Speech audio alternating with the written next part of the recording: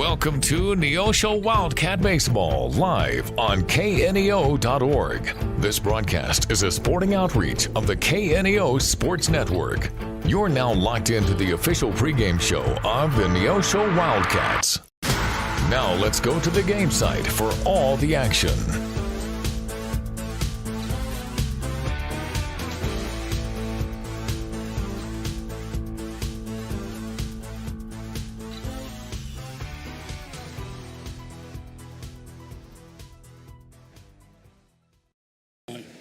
And welcome Wildcat fans just down the road south, whether it's on the old 71 or 49. We're in Anderson, Missouri, the home of the McDonald County Mustangs. Wildcats come down here as they are visiting the Mustangs for a ball game. We will be back home tomorrow to take on 1 and 11 Parkview, and then on Thursday we will go to Webb City. Matt, that's going to be quite a ball game. Webb City is 21-4. Yeah. So it should be an exciting ball game. On the mound today for the Cats is Drake Jennings. Drake probably is our mainstay as far as things are concerned. Of course, with the Brody Crane being out with Tommy John surgery, and we didn't get a chance to. But we've had some relievers that have come in and helped us out quite a little bit. The Mustangs come in with a record of 8-5 after a really tough time of it last year when they were 2-23. However, head coach Keith Allenbaugh says he's got 7 returning seniors and a whole lot of experience this year. This will be Keith's last year as head coach at MAC, as it was announced that 11-year pro veteran baseball player Christian Colon will take over in the 26-27 season. After his career, he coached with the Naturals, he coached with the Arkansas Travelers, and the KC Monarchs in the Independent League. He's probably best known, Matt, for a game-winning hit in Game 5 of the World Series for the Royals. So quite an exciting time here in McDonald County. Things are going to get going here before too long. A mainstay behind the plate for McDonald County is going to be Brody Ressler, who's a two-way athlete. Well, actually, he's three-way when you count basketball as well. But he was a wide receiver for the Stangs last year. They've got several options out on the mound. Clayton Banta will be on the mound for them tonight. Temperature's about 79 degrees. The wind is at 20 miles an hour. It could gust up to 35, and it's out of the due south. We're going to take a quick time out, and we'll be back. You're watching the Neosho Wildcats. The pregame show is being brought to you by ProLube, the Tire and Auto Center. We'll be right back after this. Hi, I'm Barry Reel with the First Free Will Baptist Church of Neosho. And if you're watching the game tonight, you probably like winners. You probably want your team to win, and I understand that. Every game's going to have a winner and a loser, but I want to encourage you in life to find the winning team. Jesus Christ is leading the winning team, and he wants you on his team. Joshua says that we have to choose what side we're going to be on. He says, choose you this day who you're going to serve. So I want to encourage you, along with Joshua in the Old Testament, to choose a team to serve. Call out on the Lord today. Talk to him, trust him, and see what he'll do in your life. I want to encourage you to choose the winning team. That's Jesus' team. I hope it'll be your team. For KNEO Radio, this is Barry Reel.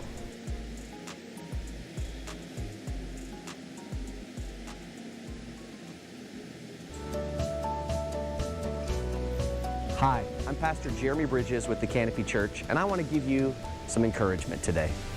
No matter how far you feel from God, right now, did you know he's never more than a prayer away? Psalm 145 says, "The Lord is near to all who call upon him." If you need to reconnect with God today, he's just one prayer away. If you need to ask for forgiveness, he's just one prayer away. If you need God's help or guidance, all it takes is a prayer. If you haven't talked to God in weeks and you know your relationship with him isn't as it should be, cry out to him. It's just one prayer away. And if salvation is what you need, ask him. He's just one prayer away. Have you talked to God today? He's waiting to hear from you. For KNEO Radio, I'm Jeremy Bridges.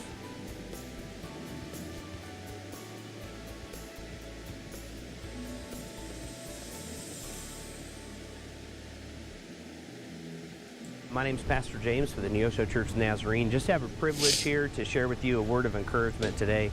You know, in the world in which we live, people are always making plans. We're trying to navigate through life, and sometimes life can be kind of complicated and rather layered as we're trying to figure out direction and trajectory and all of these things. But the Bible tells us to commit all of our plans to the Lord, to trust in the Lord with all our heart, to lean not on our own understanding, to acknowledge Him in all our ways, and He will make our path straight. I'm a firm believer that the Lord has incredible plans for our lives, and so many times we deviate from those because we get to chasing after all of these other things that are out there in the world. The Bible tells us that before we were even born, that the Lord had things that He wanted our lives to accomplish. And so I would just encourage all of you today, and I don't think it's by accident that you've stumbled across this video, and I would just encourage you to seek the Lord, to lean in and to find out what He has for your life, because I promise you that will be the best life that you could live. May the Lord bless you. Hope you have a wonderful day.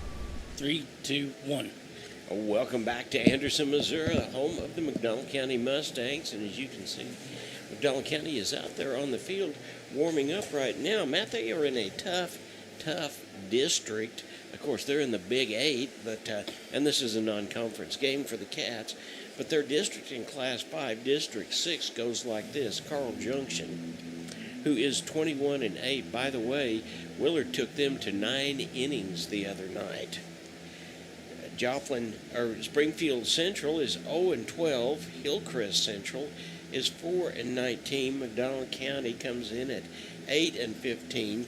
Parkview, who will host tomorrow night, is in at 1-11. Then Webb City comes in at 21-4. West Plains is 12-14. Willard is 22-6. As you'll remember, we saw Willard right here on KNEO and the Wildcat Sports Network. The Willard Tigers had the Cats down by a score of 8-1, and the Cats came firing back. There just weren't enough innings, but at the end of that ball game, the Cats had ended up scoring 5 runs, and some good things happened from that. But out of that district alone, there's 3 teams already that have over 20 wins. Yeah. It's going to be a tough district for all that we know.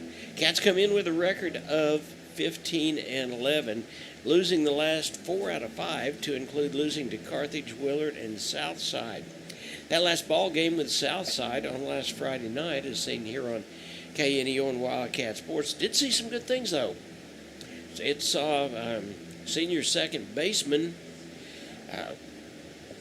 Jaden Fisher with 2 hits. And that is, now you know he came off of the disabled list, so to speak. He broke his big toe as basketball season was winding down, so he hasn't been able to hit at all. Then we also got a hit from Gage Harville and a 2-base hit in order to start the ball game. So we're excited about those kind of things that are happening for the Cats. And then Tevin Beaver, the junior first baseman, has continued to keep his 4-game hitting streak going, and he had a single the other night. He's had multi-game hits since then. So the Cats have got some things going on. We score 7 and give up 5, while McDonald County scores 4.2 and they give up 7. We'll talk about, when we come back in just a few minutes, what district playoff is going to look like for the Cats. You're watching the Neosho Wildcats on the KNEO Neosho Wildcat Sports Network. We'll be right back. At WG Marketplace, you'll find high-end, boutique-quality finds at thrift store prices, and every purchase helps those struggling with homelessness build a better future. WG Marketplace. Shop with purpose, give with impact.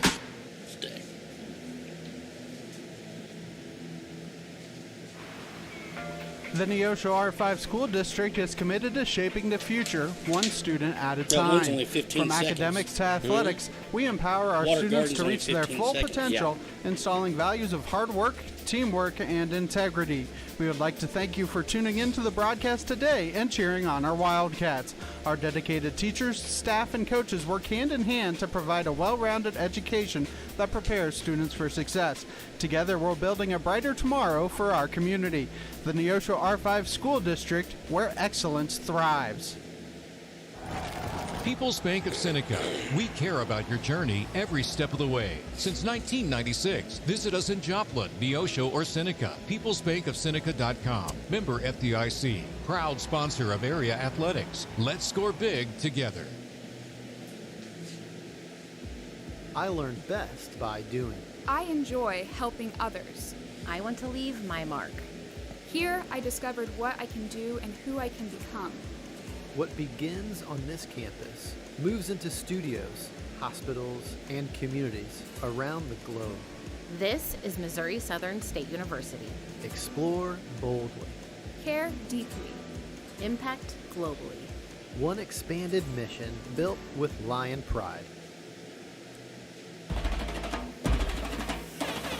Today's sporting event is being made available for your family by Chris Wright of Dig Right Equipment Rental, located just off Highway 49 at the Carterville exit by Casey's. Open Monday through Friday and Saturdays till noon with rentals of outdoor construction equipment and even attachments for your machines. Chris Wright of Dig Right Equipment Rentals is a proud supporter of today's game. 417-317-4995.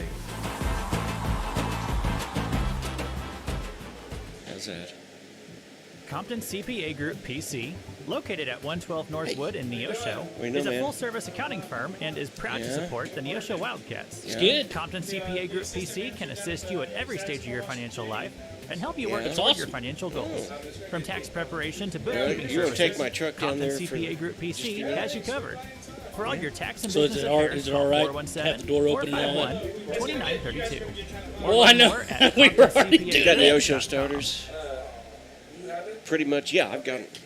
Helping your teen learn smart money got 'em. habits doesn't have to be complicated. First Community Yeah, Bank's well, teen I got checking 'em. account is built for tweens and teens 11 and up with parents in mind. Teens get their own debit card, ATM access, and mobile check deposit, plus a bundled savings account to Okay, help so them what- plan ahead. Parents get peace of mind with no monthly fees, parental debit card controls, alerts and notifications, joint ownership, and full account access. Stop by any First Community Bank location to open a teen checking account today. First Community Bank, where community comes first. Member FDIC. See bank for field. details.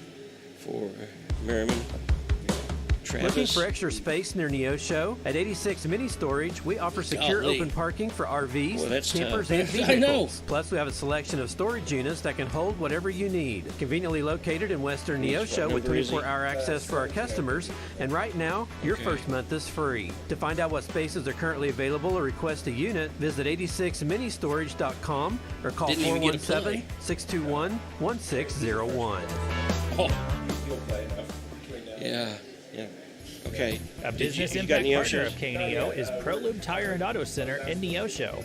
Serving the area since 2001, they're open Monday through Friday from 7 a.m. to 5:30 you just need a p.m. roster? ProLube Or- Tire and No, Auto it needs Center the starters offers right tire here. and brake repair, as well as Take a transmission picture of that. service, front-end alignments, and more. Located at 1406 North Business 49 in Neosho. For more information, 417-221-6795 or online at proluberepair.com.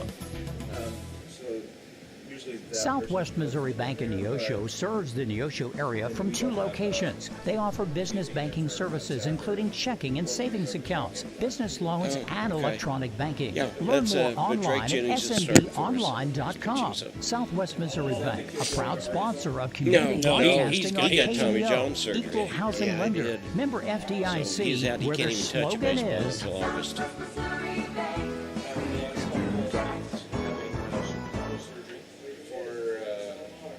Missourians know we've got their back. For 75 years, they've turned to Missouri Farm Bureau Insurance for dependable, personalized life insurance Brody's coverage. here. He just, That's 75 years in fact, he protecting was here that families night. He and had the lives surgery in they've built. Kansas City. For small town He was values here and that big time night. protection, call Missouri Farm Bureau Insurance. We've got Okay. Missouri covered. I am Josh Dotson with Missouri Farm Bureau Insurance Services. If you're in Missouri, I'm for you.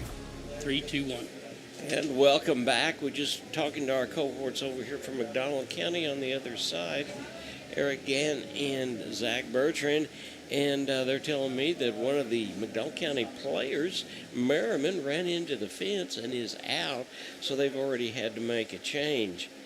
Cats come into McDonald County tonight. We'll play Parkview tomorrow night, then we'll go to Webb City. Talking with Coach T. Hessel, you know everything we want to do is to get the Cats a couple of wins before we get to Webb City. Now, we'll be going to Webb City, and no matter what the record is, no matter who does what, it should be an exciting ball game. Cats go to Nixa on the 13th. And then they will finish things up with Branson on the 16th. Thought there was going to be a ball game with Seneca, but that didn't materialize.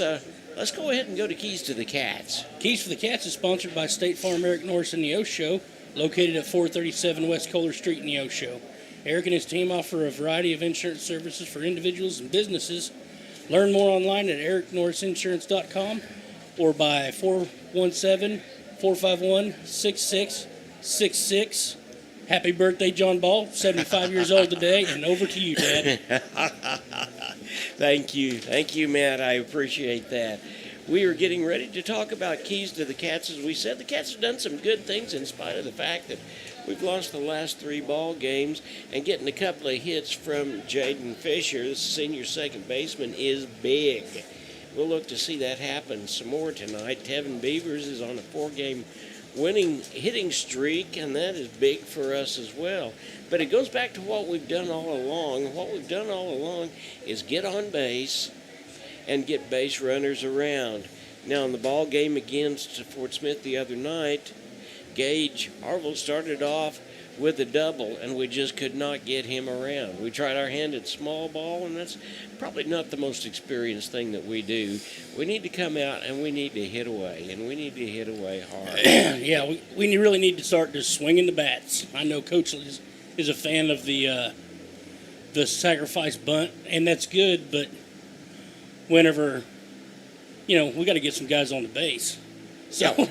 Yeah, we really do, and that means that we've got to be disciplined at the plate. And we have been the biggest part of the year. We're in this little bit of a slump here, and I think with the modern day, everybody in the world knows what we play and how we play because we know what they do. That's right. We sure do, but one of the things that we know for sure is we've got one of the best defenses in the conference, and that defense is what the pitchers continue to depend upon. Our defense has got to show our pitchers that we've got their backs. If we do that, then we put the ball in play. That's going to be another key to us winning the ball game tonight. Yes. This defense for the Wildcats, the ground ball, double play ball, is always an option. So we put the ball in play. We don't try to overpower everybody, and we come out winning this ball game tonight. If we can just find the barrel of that bat and put it on the ball. Hit it where they ain't. Absolutely. Northwest Arkansas Naturals are at home at Arvest Park through Sunday, through this next Sunday as they continue to face the Cardinals. And that ball game will end up.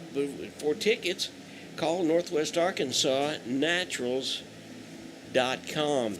They're a supporter of high school baseball on KNEO Radio. We're glad to have you with us this afternoon. We're going to take one more time out. We'll come back with the starting lineups and be right back with you. You're watching the Neosho Wildcats on the KNEO Neosho Wildcats Sports Network. If you're a weekend warrior who likes to go, go, go, don't let pain put the brakes on your pace. When you need help with an injury that keeps you from moving, you want an orthopedic team with a proven track record. Freeman Orthopedics and Sports Medicine is nationally recognized and were recently named CareCheck's #1 hospital in the market and top 10% hospital in the state for hip fracture repair. Freeman Orthopedics and Sports Medicine, the experience you need to keep pace with life. At Calvary Neosho, we aren't your grandmother's church, because she lives in Akron, Ohio, and that would be a terribly long commute for church. But if she did live in Neosho, we at Calvary would be delighted to have her come visit us. And since you live here, we would definitely like you to come visit us. Then, when your Nana comes to visit for Christmas, you can bring her to church and introduce us to her. We're sure she is a delightful lady. You can find us at Facebook /Calvary of Neosho, or join us in person at 3650 Oak Ridge Extension. We gather for worship Sundays at 10:30 a.m. Calvary Neosho. Not your grandma's church, but we'd sure like to meet her. Locally owned, operated, and here for you. Check out the new face of the Neosho Daily News, covering Newton County, highlighting area residents, businesses, school news, sports, and more. Find us on Facebook at Neosho Daily News or call 417-451-1520. Go get 'em, Wildcats! Crowder College, your future. our focus. At Crowder College, we have 6 convenient locations in Southwest Missouri and online programs to fit your needs. Flexible scheduling provides a pathway to a career or the opportunity to transfer to a 4-year university in a variety of programs. Cheer for the Rough Riders at athletic events. Use the Missouri A+ Scholarship Program for free tuition and common fees. At Crowder College, your future is our focus. Apply today at crowder.edu. Every team knows that the two-point play can be a winning move. State Farm agent Eric Norris and his team are here to help you go for 2 by combining your home and auto insurance. It's a great call and saves you time and money. So go for the win and score big savings by combining your home and auto. It's just another way to help life go right. Call State Farm agent Eric Norris at 417-451-6666 for more information. And go Wildcats! Financial investments are very important, but so are the investments of time, patience, and encouragement our young athletes receive from their coaches, teachers, and mentors. Joe Ringstaff, your Neosho Edward Jones financial advisor, understands this. That's why Joe Ringstaff is a proud sponsor of the Neosho Wildcats on KNEO. For all your investment needs, call 417-451-7789 or stop by the office at 2502 Lusk Drive, Suite D in Neosho. Edward Jones, making sense of investing. Member SIPC. This is Pastor Barry Reel from the First Free Will Baptist Church of Neosho. Though our culture seems to be rejecting the idea of truth, we remain committed to obeying God's Word by speaking the truth in love. We would love to share God's truth and love with you. We're located at 960 Burr Crossing Road in Neosho, and we meet on Sunday mornings at 10:45 a.m. and then again on Sunday and Wednesday nights at 6 p.m. Find us on Facebook at First Free Will Baptist Neosho or call 918-413-5465. And welcome back to McDonald County in Anderson, Missouri, where the Cats are getting ready to take on the McDonald County Mustangs. We understand that our technical difficulties are out of the way, so we will begin with the starting lineups for the Neosho Wildcats, who are the visitors with a record of 15-11. Head coach is Keith Kilgore. Start off with Gage Harville. He wears number 3 and plays shortstop. Number 8, Colton Harville, playing third base, is second. And the guy that's on a hitting tear, number 15, Tevin Beavers, is at first base. In the 4-hole will be the pitcher tonight, Drake Jennings. He wears number 13. Wyatt Woodard, who started off and gave us 5 pretty good innings the other night against the Fort Smith team, is playing in left field, and he's hitting in the 5-hole. Cooper Charlton will be playing in right field. He wears number 21, followed by Jaden Fisher, who plays second base. Aiden McCrory, the catcher, will be in the 8-hole, and we'll finish up with the center fielder, Logan Hearns. Then it's the top of the batting order, and I hope it goes just exactly like that, Matt. Yeah. So for your McDonald County Mustangs, the home team, it's Connor Land. He'll be playing shortstop. He's followed by Clayton Banta, who will be on the mound tonight for the McDonald County Mustangs. Jack O'Brien plays second base, and the 4-hole hitter is a designated hitter, Kalen Goswick. In the 5-hole is the left fielder, Corbin Sanderson. In the 6-hole is Devin Epling. He plays third base. Travis Leaf is playing in left field. He wears number 17, and number 5 is Axton Bateman. He will, finishing up in the batting order, will be Brody Wrestler, the catcher. As you can see, the coaches are shaking hands. We're getting ready to get this ball game underway. We'll grab one more timeout and be back. You're watching the Neosho Wildcats on the KNEO Neosho Wildcat Sports Network. Family Market, located at 201 North Neosho Boulevard, is your friendly hometown grocery store with delicious deli and the best selection of fresh meats and beautiful produce. Family Market can also take care of all your catering needs. Whether your upcoming event is big or small, Family Market can handle it all. Call 451-0057. That's 451-0057. Check out the Family Market Facebook page for weekly specials. Go Wildcats from Family Market of Neosho. Forbes asked, and the people answered. Missouri Farm Bureau Insurance is one of America's best insurance companies. Forbes recognizes what our customers have known for generations. We are committed to protecting families and the lives they built. For auto, home, life, and business protection, call Missouri Farm Bureau Insurance. We've got Missouri covered. I am Josh Dotson with Missouri Farm Bureau Insurance Services. If you're in Missouri, I'm for you. Hi, I'm Sam O'Neill with Affordable Propane of Neosho. From setting tanks to refilling them, we offer a full spectrum of service to meet your every need.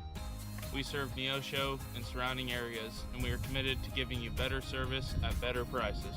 Give us a call today, 417-437-8927. Thank you.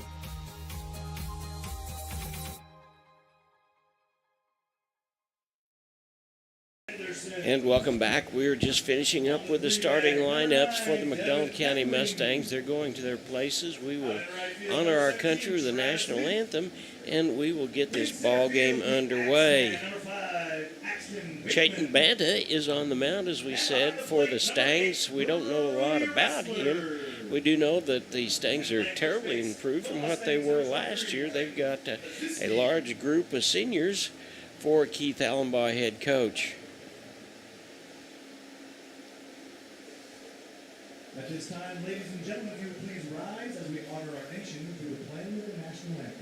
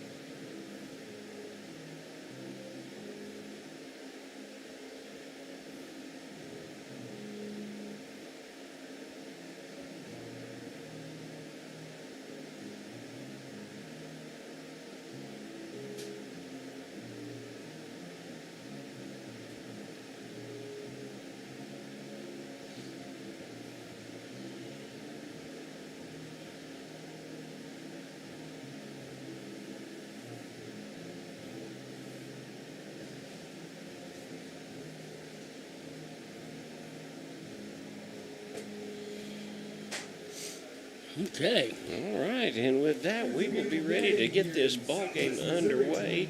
We're in a brand new press box that was provided by the McDonald County Telephone and Internet Service. They just had the ribbon cutting on this not too long ago. In fact, Eric Gann was telling us that they used it the first time in March, and it was hot. There was no air conditioner, but there's an air conditioner in here now, and it's reasonably cool. There's been many times that we've been here, and the picture that you've seen is not what you see right now because we were just outside, almost on the road behind us. So McDonald County has done just a whole lot in order to make their baseball facility really nice. A lot of people from Neosho area are coming up this way. I'm sure they'll be here as the ball game gets underway. We're excited to bring the ball game to you. The Northwest Arkansas Naturals return home to Arvest Park on Tuesday, May the 5th through the 12th. They'll open a 6-game series with the Arkansas Travelers. That goes through Sunday the 17th. Tickets information is nwanaturals.com, a supporter of high school baseball. Also, the Springfield Cardinals return home to Route 66 Stadium on Tuesday, May the 5th, as they open a 6-game series with the Corpus Christi Hooks. That goes through Sunday, May the 10th. Ticket information, visit springfieldcardinals.com, a supporter of high school baseball on KNEO. Matt is taking his warm-ups. Home plate umpire says 2 more pitches and we'll be ready to go. Coach Keith Gilgore walking up and down with the Cats over there. Kind of give them a little bit of encouragement. We want to get going and get going fast, don't we, Matt? Absolutely. I mean, don't even look back.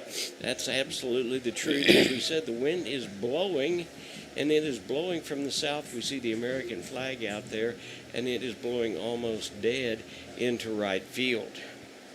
For the Cats, opening things up will be Gage Harville. He approaches the plate from the left-hand side. And here comes the first pitch from Banta. Ball inside is the call. We've got a pretty good view of it right here. I'll just tell you, this is great. Colton, Harville, Beavers, and Jennings. And there's a call strike. That'll even the count at 1-1. That was on the outside corner. Looks like that they are playing Gage to pull the ball just a little bit. And there's a swung on, and it is a high ball. And it's going to be taken by, looks like the shortstop, and he's got it for the first out. In 3 pitches, he equates to 1 out. High fly. Pop-up to shortstop Conrad Landry gives it in for out number 1. Here's Colton Harville. He looks down at Coach Kilgore. He was pretty successful a couple of times last week with sacrifices in order to move runners around.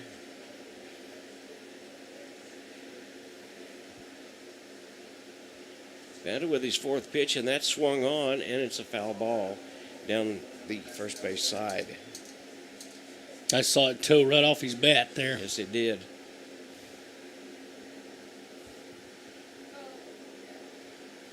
Harville approaches from the right-hand side. And here comes the next pitch. Ball outside. That'll even the count at 1-1. Everybody at the Neosho Daily News says, go Wildcats, and of course we echo that, don't we, Matt? Next pitch underway, and there's a called strike on the outside corner.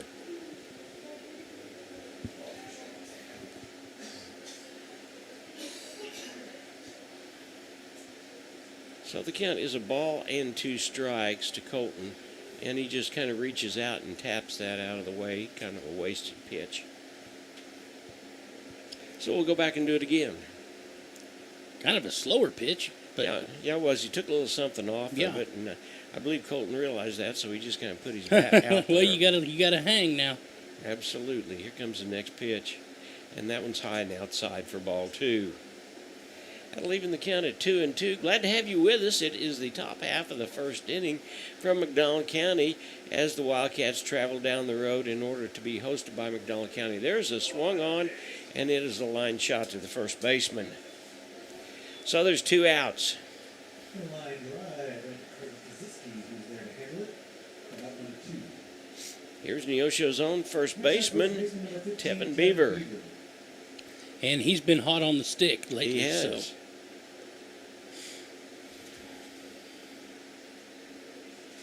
He steps in, he looks at Banta. And Banta working from the stretch. And there's a call strike right down the middle.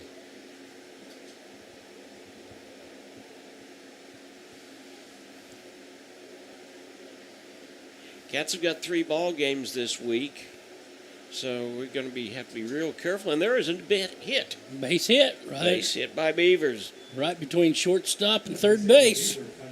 Yeah, that's exactly what needed to be done. As I was saying, the Cats have got 3 ball games this week, so we've got to pay quite attention to the arms, as MSHA rules and regulations say you can only have so many pitches. Here's the pitcher for the Cats. Drake Jennings. Drake had a ground rule double at Willard the other night. First pitch, and that was outside for a ball. Banta looking over at someone in the dugout, I think, that's calling pitches. There's the next pitch, and that one's a little bit high.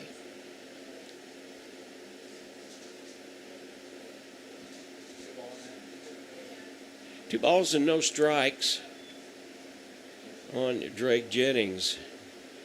And there goes the runner. It's swung on, and it's a foul ball, so we'll go back.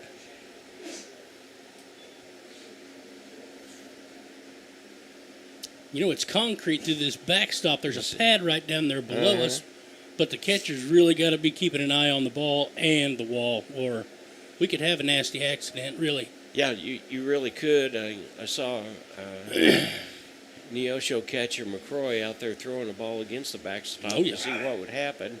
And then he's pitched back, and the runner's back there in plenty of time. So Beaver almost looked like he was out there in no man's land, but he got back. 2 balls and a strike, and now Banta steps off. Make sure he and Wrestler are on the same. There's a swung on, and the hit and run was on again, and we'll come back and do it again. Second time Beavers had to come back because of a hit and run. There's a foul ball by Drake.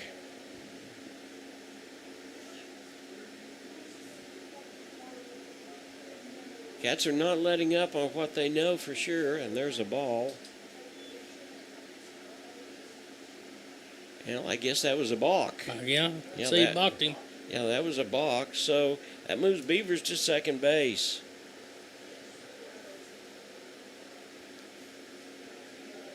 I didn't really see what he did. No, I didn't either. But the count's 3-2. And he got him. Struck out so it gets a strikeout. And the Cats go down. Well, he had one hit. They left one runner on second base. Top half of the first inning, no score. McDonald County coming to bat. You're watching the Neosho Wildcats on the KNEO Neosho Wildcat Sports Network. Want to know what your home is worth? Stop by to get a free competitive market analysis with Show Me Real Estate of Neosho. They're proud to serve the Neosho area and will stay with you every step of the way, whether you're buying or selling. A family-owned business for over 25 years, Show Me Real Estate of Neosho. 417-451-1700 or by email at gkitchen.showmerealestate@gmail.com. Home of the Happy Campers. Today's Wildcat game is brought to you by Edgewood Bowling Center of Neosho, Missouri. Located at 2811 Gardner Edgewood Drive, they now have new synthetic lanes for adult and children bowling leagues and a smoke-free environment. They also have a certified pro shop and hosting for private parties. They offer Cosmic Glow Bowling on Fridays and Saturdays after 8 p.m. To learn more about Edgewood Bowling Center and their leagues for adults and children, the phone number is 417-451-4505. Land Banta, O'Brien, and Goswick up in the first inning for the Stangs. Tevin Beavers took the third pitch and continued his game-hitting streak and put one between shortstop and third base. So he has a 5-game hitting streak now. And he's on fire. That's exciting to see. He's on fire, and Drake Jennings on the mound for the Cats. And we will tell you from third base around, it's Harville, Fisher, and Beavers. In the outfield, it is Woodward, Hearn, and let's see, who is that? That's Cooper Charlton. Yeah, it should be Cooper. Yes, it is. I don't get to see over there. Jennings is ready to go. We're going to throw the ball down, and we'll get after it. Banta took 18 pitches in his half of the first inning. Ball gets down. Gage takes it, gets it over to Beavers. Beavers gets it to Drake. A little word of encouragement, and here we go. Connor Land, the shortstop, he caught a fly ball. Can of corn, actually, in the first inning.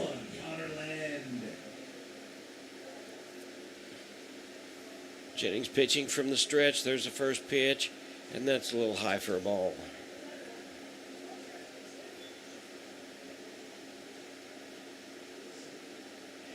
Cats playing pretty straight away center. There's a second pitch, and that was inside for a ball.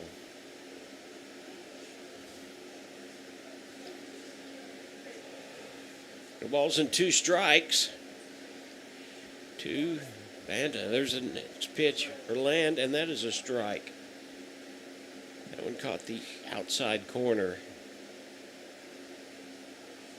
Land batting from the right-hand side. Next pitch from Jennings, and that's strike 2. So Jennings saw that outside corner, and he just threw it right back there again, didn't he? Yeah, he did. Yeah. I'm not so sure it didn't move a little there at the very end of that pitch. It could have. Now, home plate umpires called timeout. Now we're ready to go.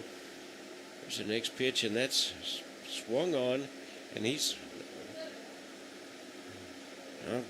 that was... he held back, so that'll be ball 3. That was appealed to the base umpire, and he said he was safe. So the count is full on Connor Land.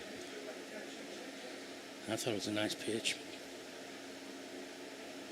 Jennings from the stretch, and that one he held it back too, and Land goes to first base on balls. Land draws the walk and brings up to the plate pitcher number 11, Chayton Banta. Here's Chayton Banta. He's the pitcher, and he will be batting right-handed. McDonald County has the first runner on. But with this group of defenders, you never know. As we said, the double play ball is always in play. It's the first pitch, foul ball, swung on strike 1.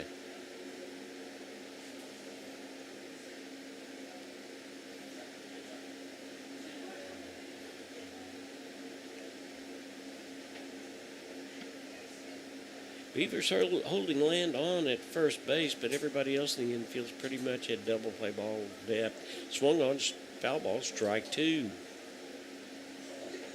So real quick, Jennings gets out in front of the pitcher, Banta. Jack O'Brien and Kelvin Goswick up yet in this inning. There's the next pitch, and that's a foul ball. It's going to be out of play, so we'll go do it again.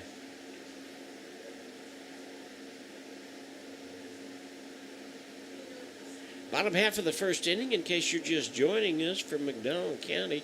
Matt and John with you. It is McDonald County has a runner on first base, and there's no outs. Jennings throws the ball over to first base and lands back in plenty of time.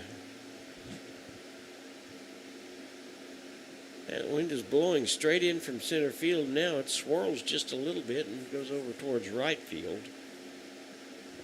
Jennings looks down towards second, and here comes the pitch. And that's a ball. Low and outside, 1 ball and 2 strikes. You can see on the uniforms that the way the wind is blowing, it is howling just pretty good. There's the next pitch. And that is a fly ball. It's going to be out of play, I believe. And we'll do it again.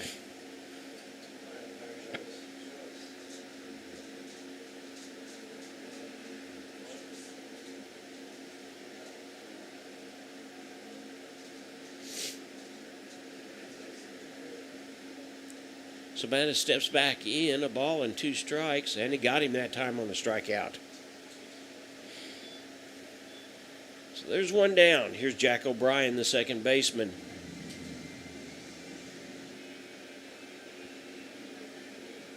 O'Brien approaches the plate on the left-hand side.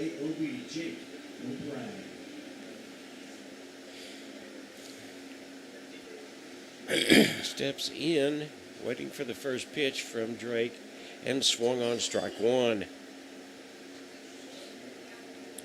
That's what the Cats need. We need to get out of this mess and come back and rattle the bats. Top half of the second will be Woodard, Charlton, and Fisher. There's the next pitch called strike 2. Drake Jennings has done that on the last couple of batters. He's got out in front of him real fast. Land takes a pretty reasonable lead at first base.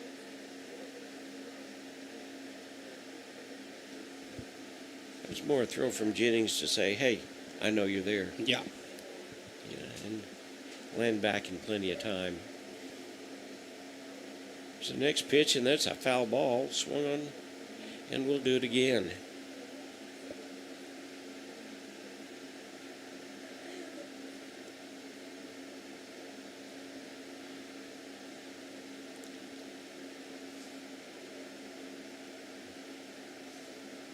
Anytime the wind is like this, a fly ball is suspect. There's swung on, and that is a high fly ball. Fair ball. Right fielder is going foul.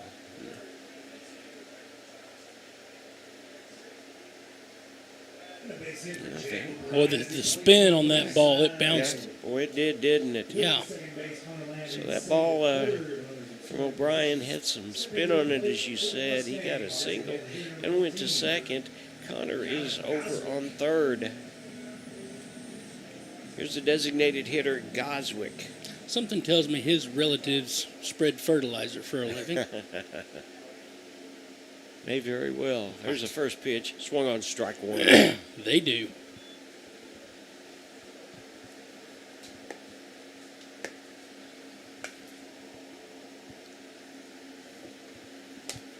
Next pitch from Jennings.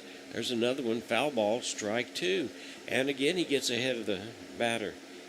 No balls and 2 strikes.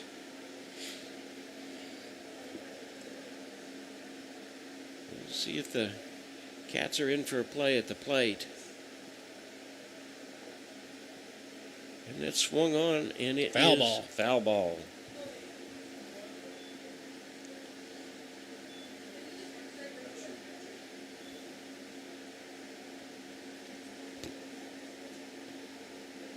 Beautiful afternoon for baseball. There will be a JV ball game after this. 79 degrees, and it's a good thing the wind's blowing. It'd be hot. Got him, strike 3. So Jennings gets his second strikeout of the side.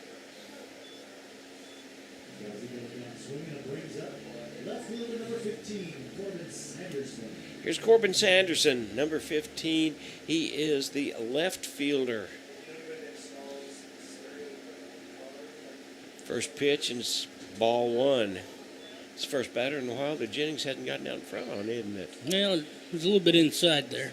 Yeah, he gave a walk his first time up and then gave a hit, but he has settled down pretty much. Strike 1 swung on to Sanderson. That makes the count even at 1-1. Cats can get out of this without a score, and that's going to give them a little bit of confidence. There's the next pitch, and that is swung on, and that is going to score at least 1. Get the ball back in.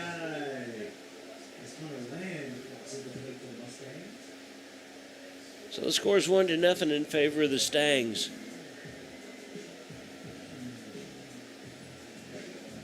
Next up for the Mustangs, third baseman, number 9, Devin Epling. Jake O'Brien takes third base on that play. Here's Devin Epling, the third baseman.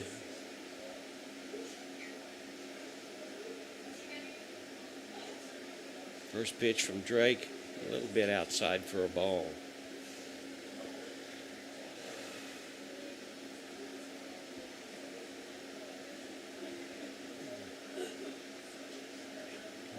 Here comes the next pitch, and that's inside ball 2. Runners on first and third, there's 2 outs. Bottom half of the first inning, McDonald County scored first, 1-0. And there's a swung on high fly ball that's out of play.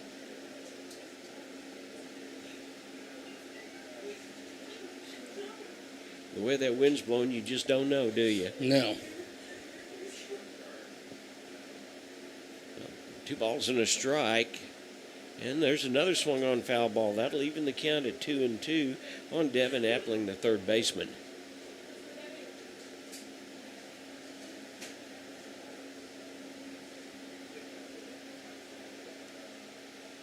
Travis Leaf will be up next.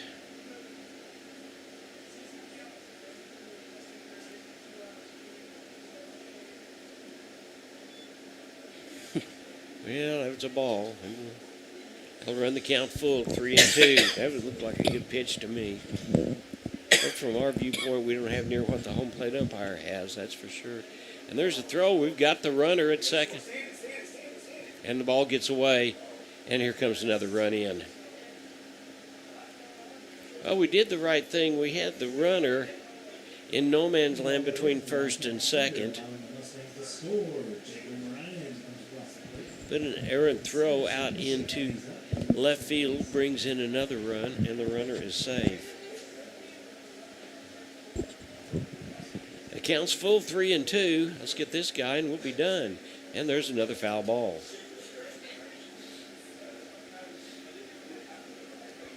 Jennings has thrown his share of pitches so far. He's thrown 26 pitches here in the first inning.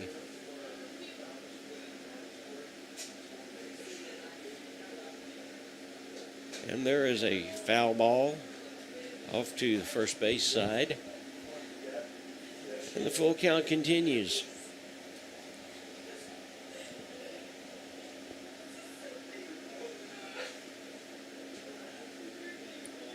The pitch from Jennings, and looks like the runner was running, but it was a foul ball. I don't know whether that was a little hit and run or what it might have been. I don't know, but it bounced off his foot. Yeah, it did. So Epling is battling. There's no doubt about it. Jennings needs to grind this one out so the Cats can get in and answer the call. Here comes the pitch, and that's another foul ball. It is, by my count, 7 pitches in this at bat. So regardless what happens for Epling, this has been a good at bat. Pitch. And that got him. Got him on the outside corner for the strikeout. So Jennings actually strikes out the side, but in the midst they pick up 2 runs on 1 hit and 1 error. At the end of 1 inning of play, the McDonald County Mustangs 2, the Neosho Wildcats nothing. Cats coming to bat. We'll be right back after this. Another lovely day at the office until this happens. And this. And this. You could always try this, or this, or this. But why not call Toner Connection? Forget the mess, forget the stress, simply call the best. For sales, service, and supplies, call Toner Connection, 782-8444. Healthcare doesn't have to be complicated. At the Free Market Physician in Neosho, you pay just one affordable monthly fee, and that covers all the checkups and routine care you need. No insurance hassles, no surprise bills, just unlimited access to your doctor when you need them. Whether it's a quick visit, telemedicine, or ongoing care, you're covered. Find out how simple healthcare can be. Call 417-312-9499 or visit freemarketphysicians.com. That's 417-312-9499. Chayton Banna on the mound for McDonald County. He breezed through the first inning with just 18 pitches. It is going to be Wyatt Woodard, Cooper Charlton, and Jaden Fisher for the Wildcats in the top half of the second inning. The ball from Wrestlers thrown down to second, and they'll go around the horn, and they'll get the ball back, and here we go. Woodard plays left field. He pitched the other night, and we got 5 pretty good innings out of him. He did a good job. He approaches from the left-hand side of the plate. And he steps in and looks at Banta. He's ready to go. He's had a couple of hits, too. He had a nice hit, and that swung on, and that ball is going way back, and it's going to hit the fence, and Woodard is going to go 2, maybe 3, and he's going to stop at 2. So, great hit. Double for the Cats. I'm not sure whether the right fielder couldn't tell because of the sun where that ball was going. He just looked like he thought it might have been out of here. Here's Cooper Charlton, the right fielder. There's no telling with the way that wind's blowing, and it stopped yet. Isn't that the truth?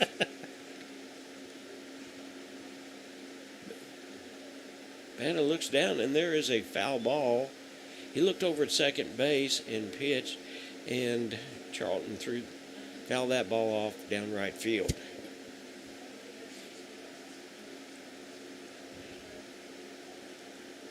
So that was a well-hit ball by Woodard that time. And that swung on, and it's going to the second baseman. The second baseman up and over to first for the first out. And Woodard's on third. And Woodard moves down to third base. So that's the Cats kind of baseball. That ball went from the second baseman over to Clayton Kaczynski, who is the first baseman, and he's also the flex player.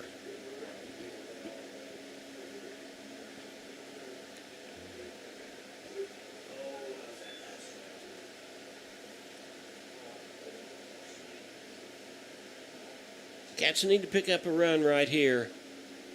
There's one ball on Jaden, and that one's high and inside for ball 2.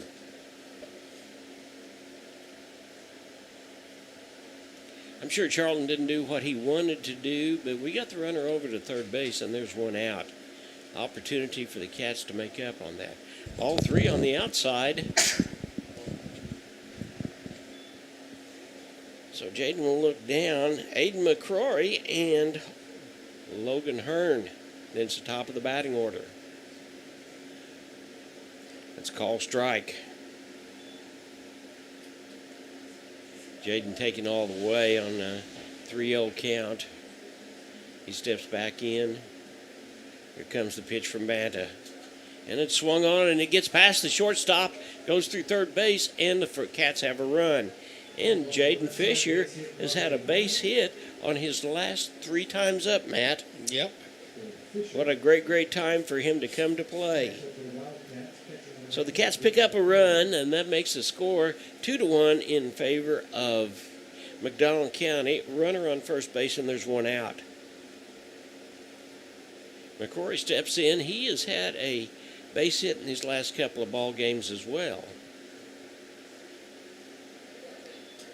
Ball 1, the thing about him, as I said this a while back, he's a guy that said, Coach, I'm not swinging the bat well. Can you put someone in my place?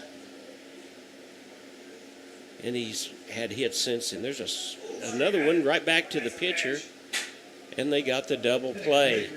Well, it was a hard hit ball right back to the pitcher, and he got the ball over to first for the double play. But the Cats pick up 1. At the end of an inning and a half, the score is 2-1 in favor of McDonald County. We'll be right back. Tally Tire at 18152 East Highway 86 is a proud supporter of local high school athletics. Tally Tire is your full-service car and truck headquarters. They carry name-brand tires such as Nexen, Mastercraft and Uniroyal, ATC camper shells and bed covers, and do oil changes and tune-ups. Call Tally Tire today for all your automotive needs at 417-451-0457 or online at tallytire.com. The law offices of Wood & Peterson is sponsoring this portion of Neosho Wildcat Athletics, located at 217 South Lafayette, Neosho, and 431 Virginia Avenue in Joplin. They serve Southwest Missouri with personal claim representation. For more information, the phone number is 417-451-4141 or online at neoshoattorney.com. The law offices of Wood & Peterson are proud supporters of the Neosho Wildcats. Well, hard luck that time for Aiden McCrory and the Wildcats. Nothing will stop a rally any quicker than a double play, and he hit that ball right on the nose, right back to Banta. Banta, before Fisher had time to do anything, had the ball back over to first base. But the Cats did pick up a run. We're going into the bottom half of the second inning, and it'll be Leaf, Bateman, and Rozier. On the mound for the Wildcats is Drake Jennings.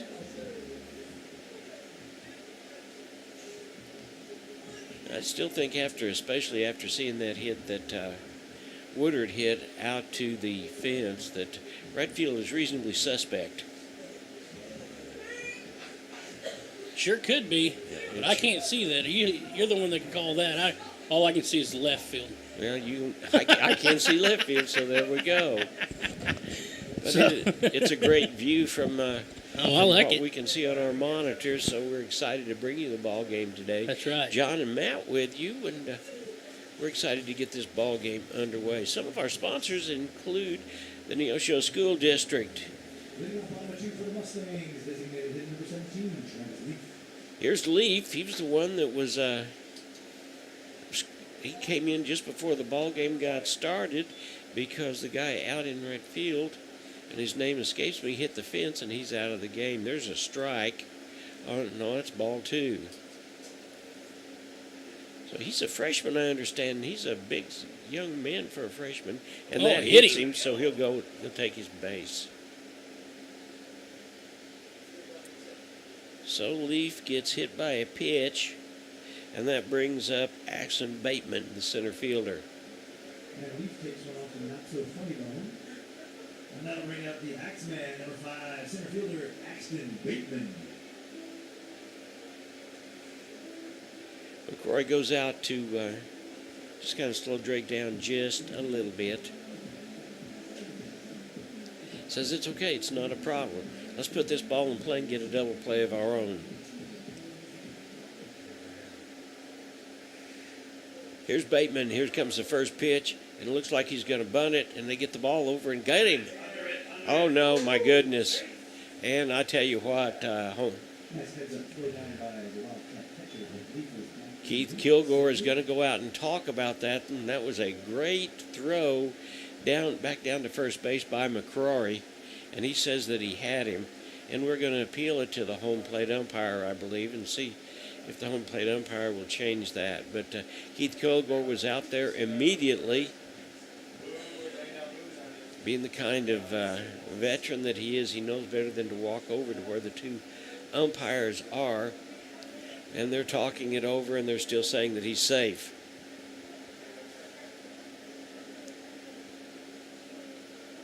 So that first pitch was a strike. It was a bunt, and the ball went right through. And McCrory with really a great throw down to first base, Matt. Almost had the runner. Bateman, Rozier, and then the top of the batting order.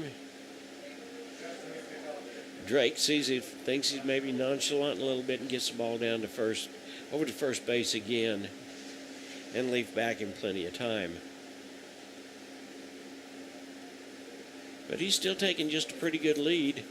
And there's the next one, and that ball is strike 2. So immediately 2 strikes on Bateman.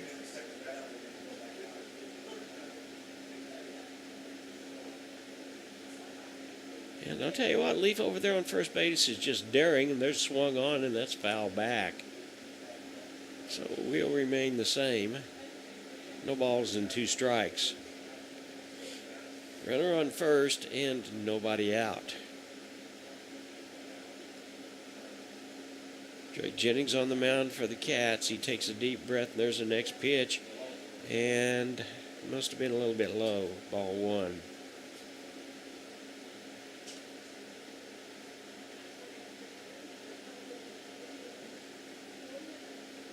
Comes the next pitch, and that one's inside.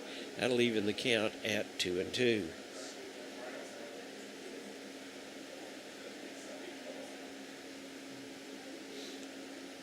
Cats need to get back in here and come back and answer again. There's the next pitch. It's outside. That'll run the count full.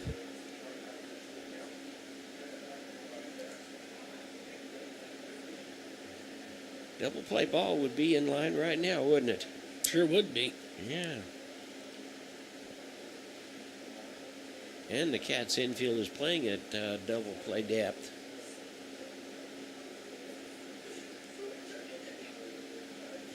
Gage is playing almost back on the green of the outfield, and there's a pitch, and that got him. Strike 3. So I tell you what,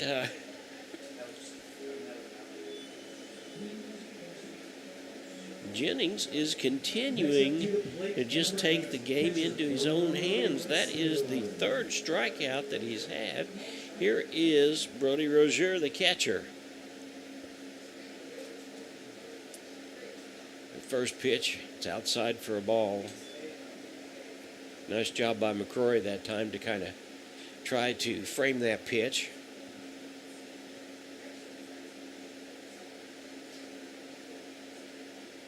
There's the next pitch, and that's outside for a ball 2. Our runner, Mr. Leaf over there, is just doing everything he can to try to get everybody to take their attention off of the batter and put it on him. Drake's not even looking at him right now. There's the next pitch, and that's swung on, and that is a foul ball. It's out of play. So Rozier will come back, and we'll do it with the 2 balls and a strike. 1 out in the bottom half of the 2nd inning. McDonald County up 2-1. There's the next pitch from Jennings, and that's in there for called strike 2. Caught the outside corner. I think Jennings has figured out what that outside corner is, and he just keeps banging away at it.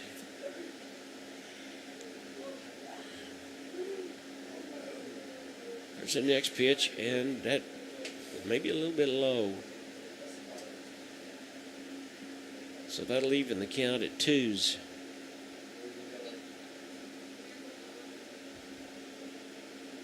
Jennings is being smart. He is paying no attention at all to the runner at first. And there is a fly ball. Hearn back on his horse, and he makes a play for the second out, and he gets it inside, and the runner stays at first. Making the catch in center field is Logan Hearn. So there's 2 outs, and here's the top of the batting order. Connor Land, who walked and came around and scored in the first inning.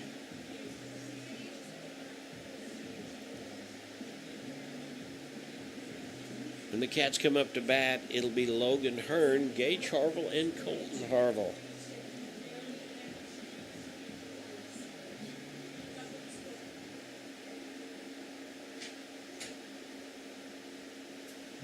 McCrory doing a nice job of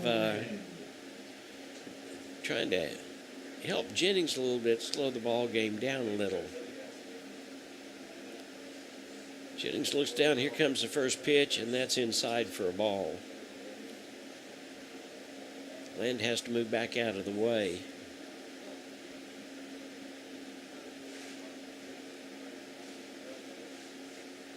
Next pitch from Jennings, and that is swung on. Popped up. And we better communicate. We better communicate, and Hearns makes the play. Nice job by the Cats that time. And there were no runs on no hits. Nice job of Drake continuing to take the ball, and he gets a couple of pop-outs at the end of 2 innings. The score is 2-1 in favor of the Mustangs. We'll be right back. A proud supporter of local high school athletics is Numac Electric.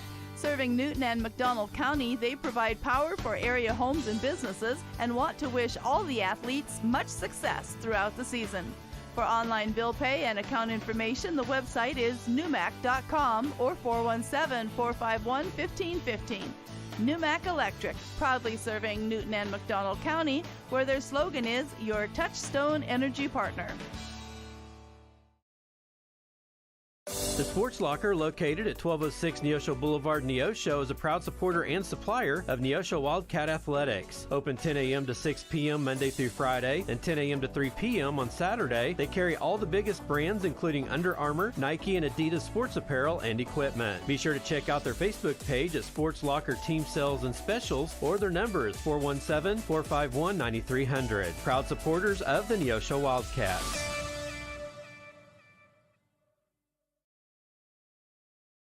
Hearns, Harville, and Harville up for the Cats in the top half of the 3rd inning. So far, the ball game is 2-1 in favor of the McDonald County Mustangs. The Cats picked up 1 in the 2nd inning. The Stangs picked up 2 in the 1st inning. And that's where we sit. Here comes the top of the 3rd. And the guy that probably swings at the first pitch and tries to put it the opposite field, Logan Hearn. Comes the first pitch, and that's swung on. That's exactly what he does. That's a pop fly, and we're trying to see who gets it. Left fielder got it. Left fielder got it. So there's the first out. Here's Gage Harville. He flied out to the shortstop. His first time up. Steps in there as a lefty to bat. First pitch, and it's fouled off. Bat has thrown 18 pitches in the first inning and 12 pitches in the second inning, so he's going on at just about the same pace that he probably needs to for a complete game. Gage steps back in. He waves his bat a little bit. Here comes the next pitch, and that's outside for a ball. Even the count at 1-1. Right fielder is playing back towards the fence. I don't think there's a warning track here, but there's a high fly ball, and we're going to see if anybody gets that, and it's going to be out of play. Right off the dugout. Yeah, so foul ball, strike 2.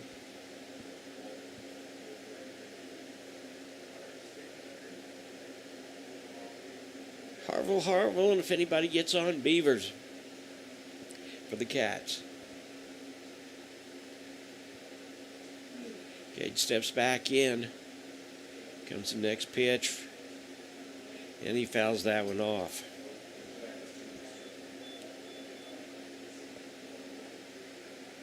Chayton Bennett, the pitcher of record for McDonald County, is going through the 3rd inning, top of the 3rd. He's got 1 out so far. And that's a ball low. Harville thought about it, but he thought better of it and didn't bite. In these kind of situations, Matt, you got to protect the plate because you just don't know, especially this early in the ball game. And there's swung on, and there's another high foul fly ball, and Going it's into going to be foul, caught. So the left fielder, Sanderson, makes the play again. That is the 2nd out. And here's Colton Harville.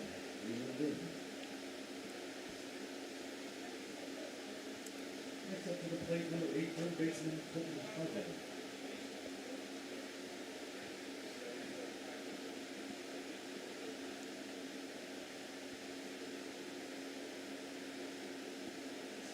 Harville needs to get something going right here.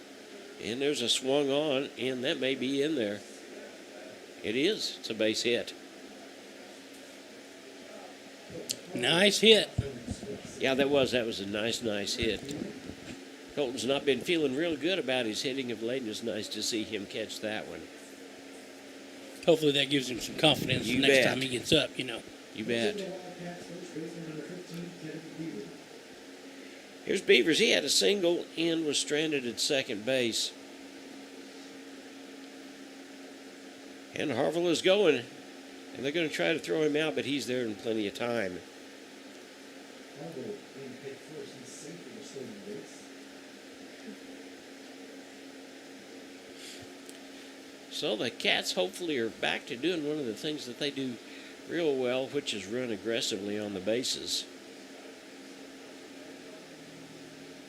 Beavers waves the bat. Here comes the pitch from Banta. Fouled off, strike. That'll make the count no balls and 2 strikes.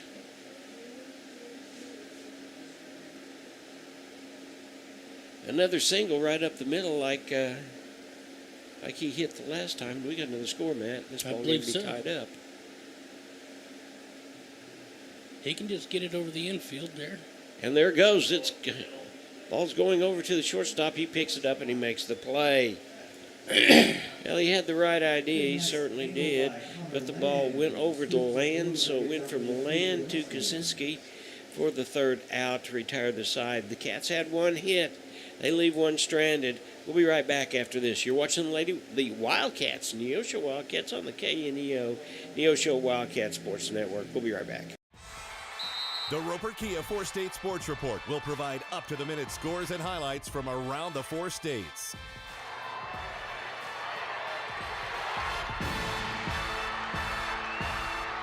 With ultimate local coverage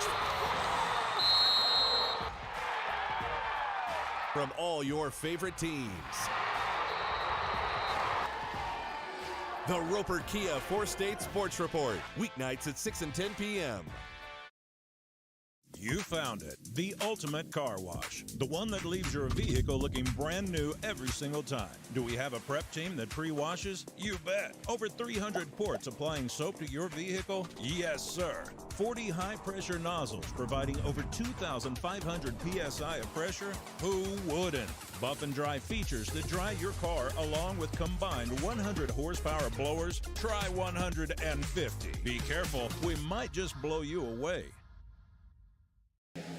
That's Charlton. Calvary pitching. Baptist Church, Neosho Daily News, Crowder College, State Farm Agent Eric Norris, Joe Ringstaff, Family Market, 86 Mini Storage, and how about some Dig Right equipment rental? Yeah, we want to thank all those sponsors. We appreciate them, and we're making a pitching change, and the new pitcher is Charlton. Comes in from right field, and we'll tell you what it looks like, but I believe Drake is going to be in center. Woodard will be in left, and Hearns will move over to right field. That's the way it looks. Yeah, so nice job. A lot of pitches thrown, unfortunately, for Drake Jennings, and as we said, pitches are going to be a premium because the Cats have got 3 ball games this week. So, here's Cooper Charlton. For the Mighty Mustangs, pitcher number 11, Jake Banta. And the first person he paces will be the other pitcher, Banta. Banta struck out his first time up, and there's the first pitch from Charlton, and it was a ball on the outside.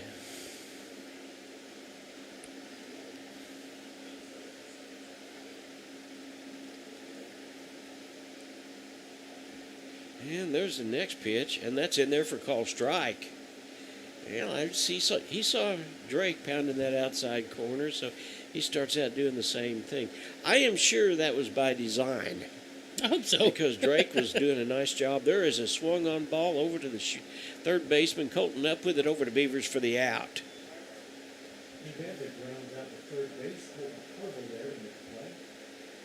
Here's Jake O'Brien. He had a single and came around and scored in the first inning. Next up for the Mustangs, second baseman number double deuce, Jake O'Brien.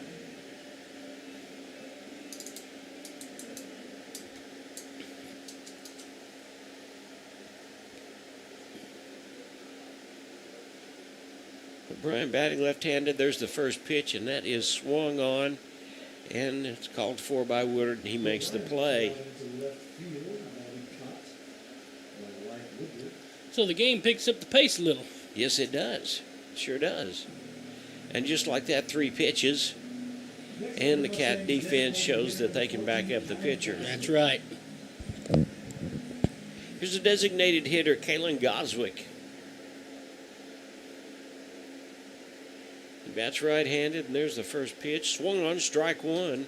Cooper took a little something off of that one, and he was way out in front. Cats need a 3 up, 3 down, and they need to get back in and rattle the bats. There's the next one, and that is swung on, and that goes to Beavers. Beavers is going to send it over to Charlton for the out. So nice job by the Cats to get 3 up and 3 down, and that took exactly 5 pitches. We'll be right back after this. We'll be up 4th inning. The score's 2-1. The Neosho Area Chamber of Commerce invites you to download the new Experience Neosho app, available for free on the Apple and Google Play Store. Your guide to eat, shop, play, and stay in Neosho, and your direct link to KNEO Wildcat Sports. Download the app, register to win weekly prizes, and listen to your favorite Wildcat sports. Good luck, Wildcats. We can't wait to hear you ring that bell. McKay Quality Roofing is a proud supporter of KNEO Radio and the Neosho Wildcat Sports Network. They're located in their offices at 811 South Neosho Boulevard. They specialize in roof removal and replacement of residential and commercial properties. In order to serve you better, they have offices in Neosho, Cassville, and Grove, Oklahoma. Call McKay Quality Roofing at 417-455-3326 for a free quote, or go online at mckayqualityroofing.com for more information. Go Cats! Well, Clayton Bandit so far has thrown 38 pitches in 3 innings, and he's out there on the mound again. Throws that ball, and the home plate umpire says, 1 more and we'll be ready to go. It's going to be Jennings, Woodward, and Charlton. Woodward had a double his last time up and came around and scored, so it was a well-hit ball to right field. Jennings struck out his first time up, and I'm sure he'd like to make amends for that right here. Leading off for the Wildcats, number 13, Drake Jennings.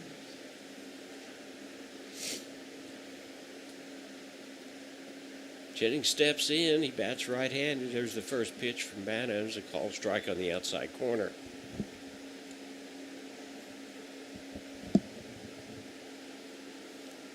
Cats needed a bang, bang, bang, 3 outs that time, and that's exactly what they got.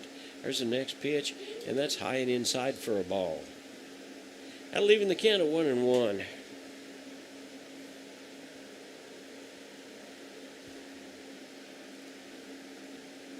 Bata working at his own speed. There's the next one. That's high, ball 3. But it's straight across the plate, though. Yeah. Just high. Well, now, the scoreboard says there's 2 balls and a strike. Maybe I missed one there somewhere. I didn't think so. Yeah, there's a ball, so apparently I did. Now it's 3-1.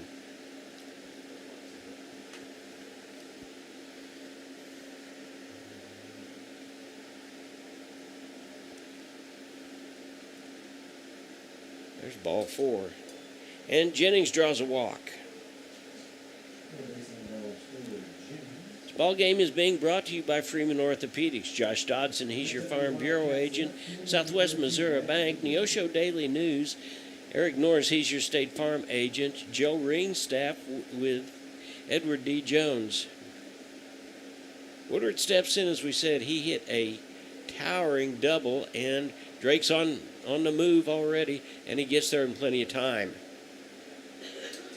So Drake is on second base, and the Cats continue their aggressive base-stealing ways.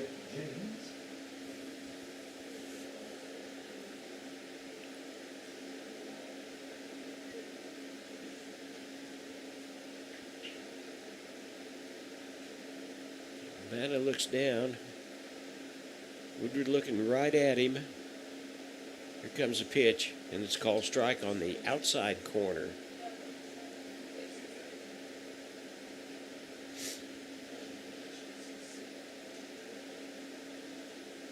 Another long fly ball would at least get Jennings to third base. And that's a ball high and outside.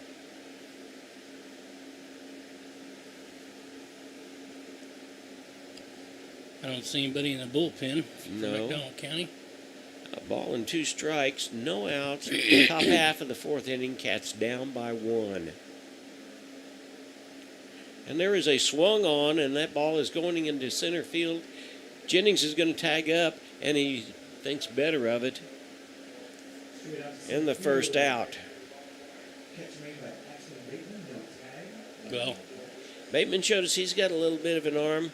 That was probably not hit quite as far as Cats would like to have seen that happen, but Jennings sure gave well, let me tell you why I'm happy that he stayed at second, because he tagged up but left back before the guy, the center fielder, caught the ball. Yeah. So he would have been out.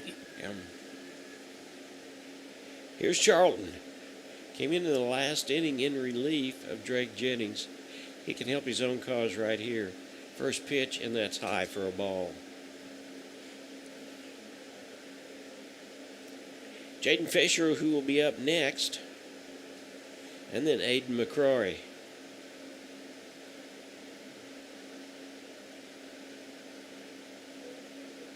Looks like he's kind of fakes a throw back to second base.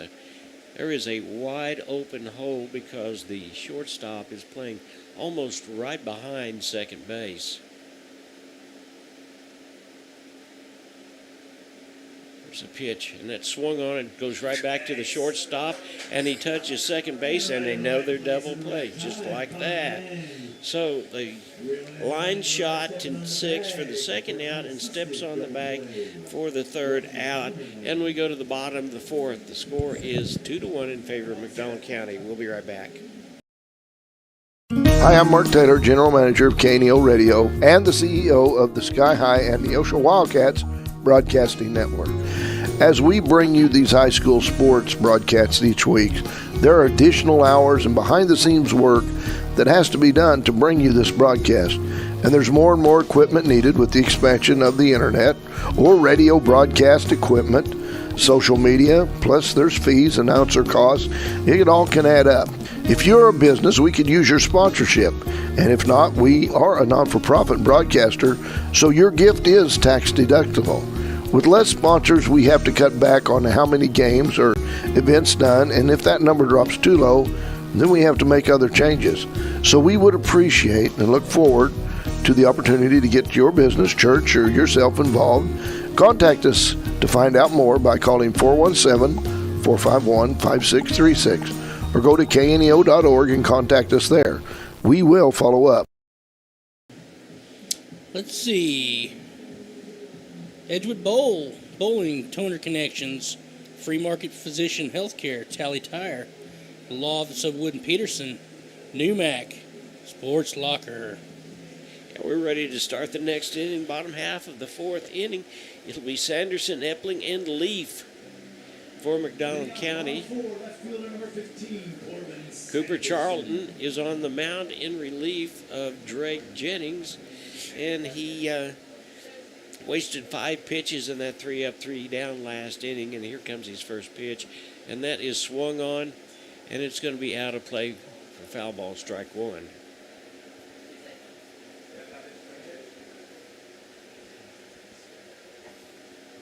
So far, McDonald County has had 2 double play balls, both of them when the ball was hit hard.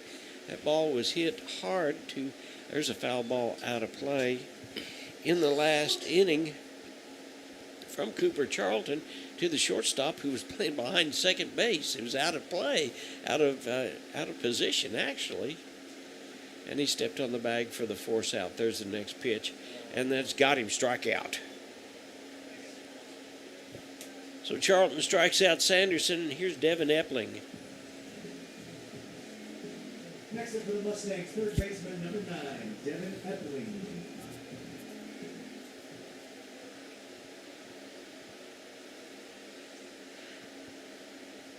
First pitch from Charlton, and that is inside, but I believe it's in there for call strike one. No, umpire called it a ball. Couldn't tell there for a minute exactly what it was. Yeah, he called it with the strike hand. There's the next pitch, and that's swung on. Strike one. That evens the count at 1-1.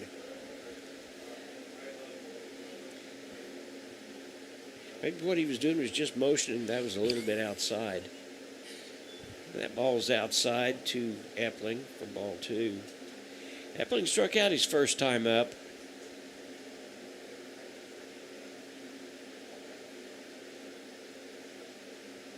Cooper Charlton, that one is on the inside corner, and it was a ball. It runs the count to 3-1. Travis Leaf and Axel Bateman. Up then it is Brody Grozier, and it's top of the batting order. There's the next pitch, and that's outside for a ball. So Epling gets a free pass. Patient at bat by Epling, who draws the walk. Next up for the Mustangs, right fielder number 17, Travis Leaf. Travis Leaf steps in. Last time he was hit by a pitch and was stranded at first base. And there's a throw over to get Epling back.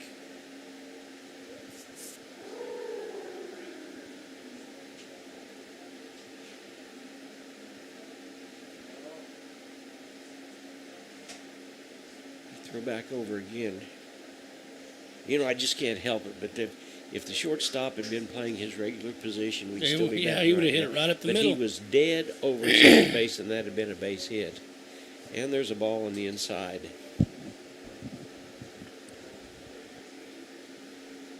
One out, bottom half of the fourth inning. The score is 2-1 in favor of McDonald County. And there's the next pitch, and that's a called strike.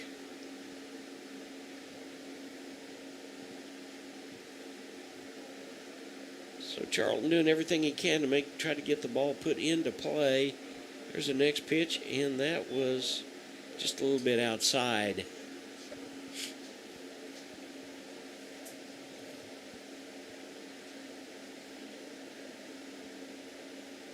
They're over on first is Epling, and that was, looked like that was right down the middle, but it had to have been low.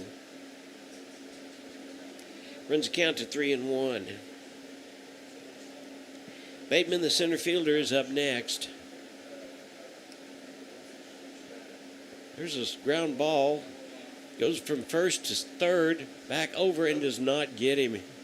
But nice job that time by Charlton to get that ball spin around for the second out, and Leaf is on by way of a fielder's choice. Play was just off the mark a little bit. Beaver did everything he could to spin around and tag the runner, but it was a little bit too late. Here's Bateman. He struck out in the second inning. Inside for a ball.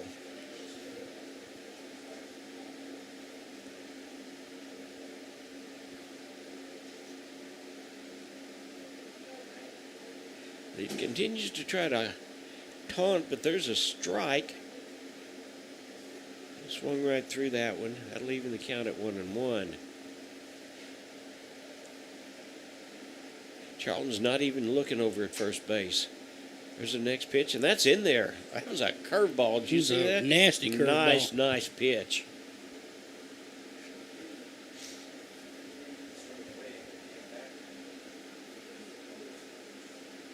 And they're swung on, and that was a line shot to the first baseman. That time, in the Cats' favor, went right over to Beavers. So there was a walk, there was a strikeout, there was one runner stranded. We go to the top of the fifth. The score is 2-1 in favor of McDonald County. We'll be right back. The Freeman Family YMCA is a proud sponsor of high school sports. Serving the four-state area, the Freeman Family Y believes in putting Christian principles into practice through programs, building a healthy spirit, mind, and body. With 2 locations to serve the area in Grove, Oklahoma, and Neosho, the Freeman Family Y open 5:30 to 9 Monday through Saturday, 1 to 5 on Sunday. For more information, you can go online to ymcaswmo.org or call us at 417-455-9999. Americans have a big healthcare problem. Over 100 million citizens carry medical debt while spending on overpriced and complicated health insurance. As Christians, we don't have to pay for a broken system. Christian Healthcare Ministries is a faith-based alternative to health insurance at half the cost. Plus, you can enroll at any time. Stand up to insurance and join CHM today. Zach's Car Wharf, McKay Quality Roofing, Neosho Area Chamber of Commerce, the Neosho YMCA Christian Healthcare's Ministry, CareNet Pregnancy Center, Banner Church of the Nazarene, Access Family, Four State Printing, Joe Meeker, he is your shelter insurance agent, and Big Nickel. And of course, we don't want to forget Fawcett Greenhouse. We want to thank all of our sponsors for bringing you the ball game here today. It is a beautiful, beautiful day, 79 degrees when we started the ball game, and it's a good thing that the wind is blowing just a little bit or it would be plumb hot. Here's Jaden Fisher, senior second baseman, had a single. He has had a base hit his last 3 times up.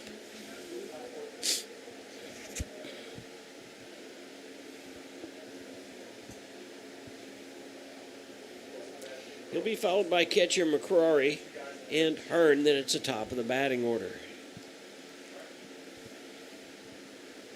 Cats need to get something going. Right here, find the barrel of that bat. And there's a ball inside. Hey, if you don't have anything to do tomorrow or Thursday at 1 o'clock, a crowd of Rough Riders will be taking on St. Louis Community College at Joe Becker in Region 16 play. I'll leave in the count at 1-1. Of course, you can actually go to that and get on your iPhone prompt and watch us play Webb City. Did you know that? So you can watch both ball games at once. If the Riders win that one, then they'll play at 3 o'clock on Friday. They got there by run ruling the State Fair team into best out of 3. Swung on, strike 2.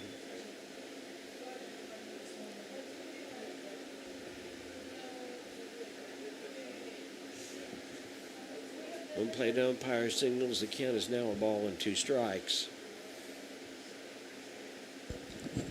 Jaden steps in, waiting for a pitch, and he swings, and I was going to the opposite field with that one, and it went foul, so we'll do it again.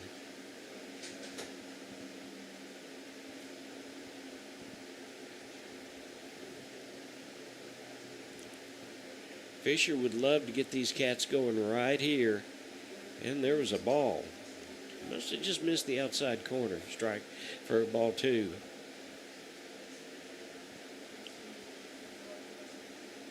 People continue to roll in. It's about 5:30, and Jaden fouls that one off.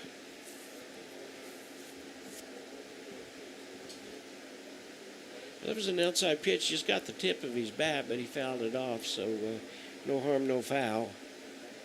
And we'll do it again.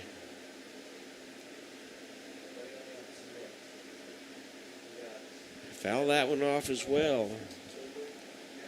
Connor Land, the shortstop, is playing faded over towards second base, but is almost out into the green that differentiates the infield from the outfield. A hard hit ball would get right between third and short. Yes, it would. And there's the next pitch, and he fouls that one off. So we'll do it again.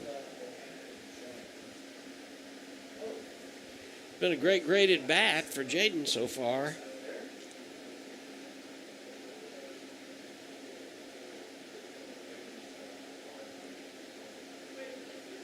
It's a ball. That'll run the count full.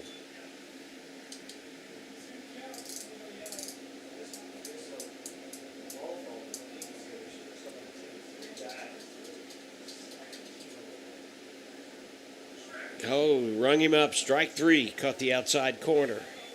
So it was still a graded bat. It was 10 pitches that time. Here's McCrory. He flied out to the pitcher.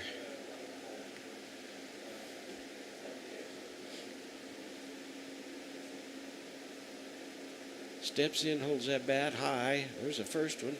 And that's fouled back out of play for strike 1.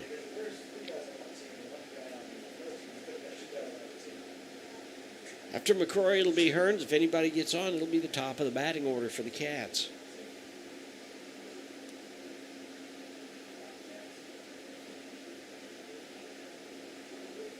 McCrory hits that one and it fouls it back out of play too. For strike 2. Second baseman, that was O'Brien, ran a long, long way over for naught because that ball was just out of the ballpark. The ball's in 2 strikes on Aiden McCrory, the Wildcats catcher. And there's a swung on hit, and it's a base hit. And he's going to go for 2, and he could go for 3 because center fielder's having trouble getting the ball, playing the carom off of center field, but he stops at second. Great hit. That was a timely hit, too.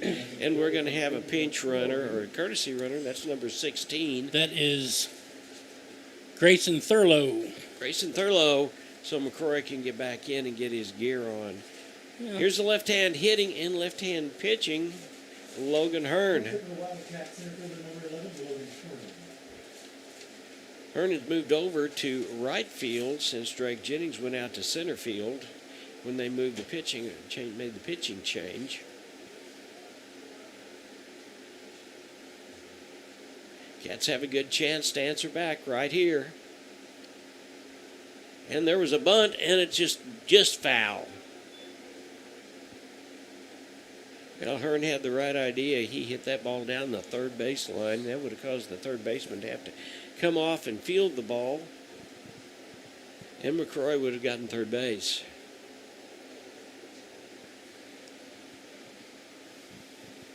Hearn steps back in. Let's see if he does that again.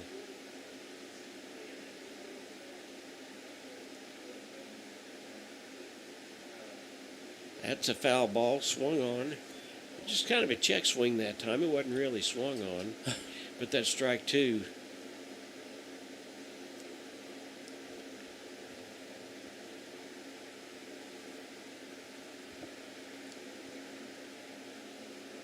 Top of the batting order after this. McCrory on second base, 1 out. That ball's high and outside for a ball.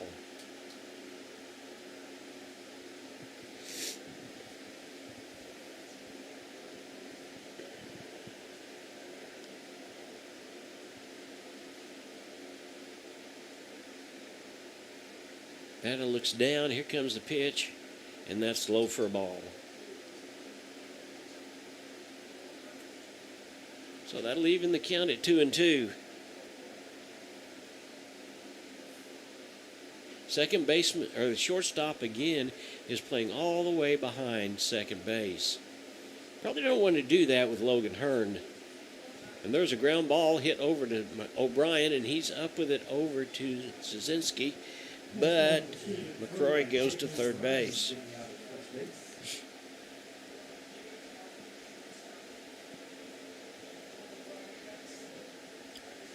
Two outs. Wildcats move the runner to third. And stepping up to the plate is shortstop number 3, Gage Harvey. Well, Harville is flied to the shortstop, and then he is flied to left field. He bats left-handed, and he steps in there. A base hit ties the ball game. Ball one inside. Almost got away from Wrestler that time. Nice job of stopping that.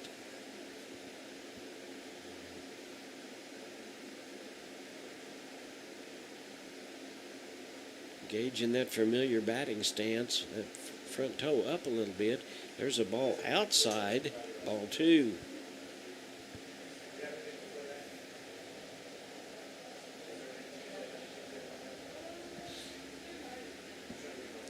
After Gage is Colton Harville, who had a single his last time up and stole second base. There's swung on, and that is a foul ball.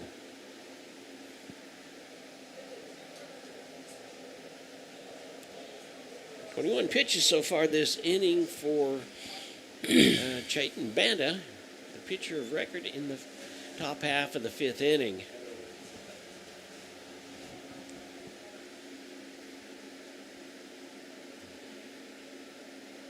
That's a call strike on the outside corner.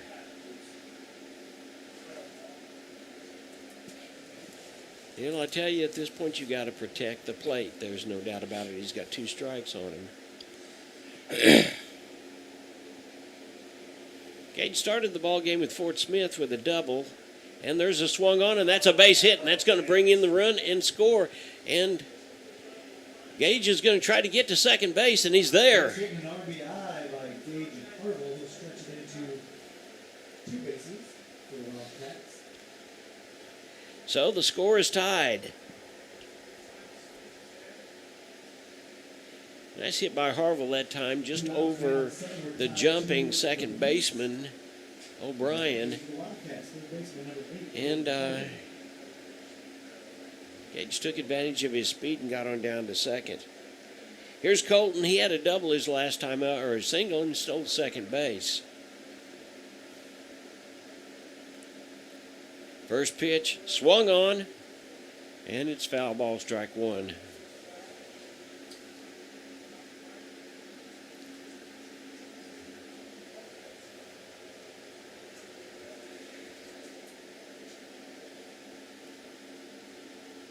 Colton steps back in. Boy, I tell you, the second baseman is now playing over towards second base. There's a big hole between first and second.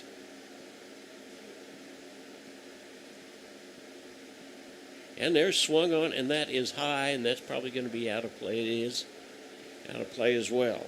Strike 2.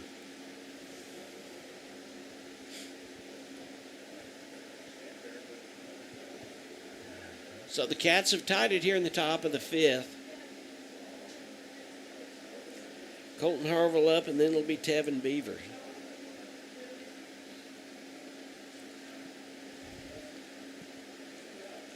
Banta looks down, throws from the stretch. Harville's gone, and he is going to go to third base without any trouble. That's a passed ball.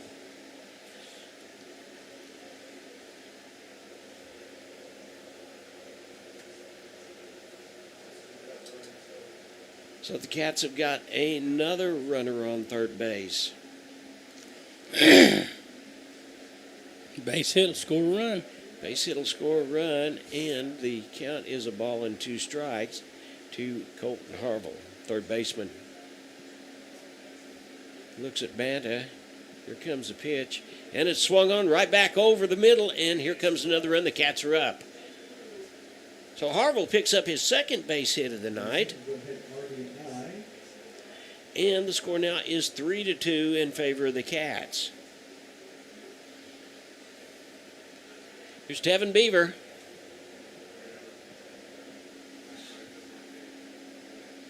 He looks down at Coach Kilgore on third base.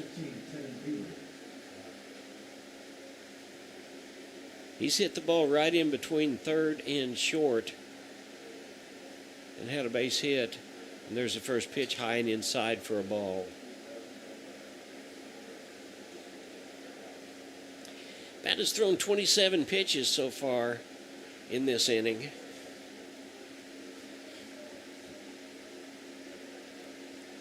And Harville takes off, and they're swung on foul ball.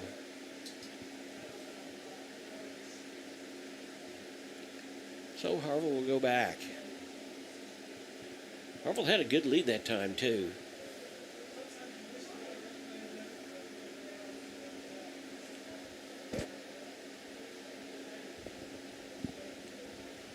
Drake Jennings will be up if Beavers can get on.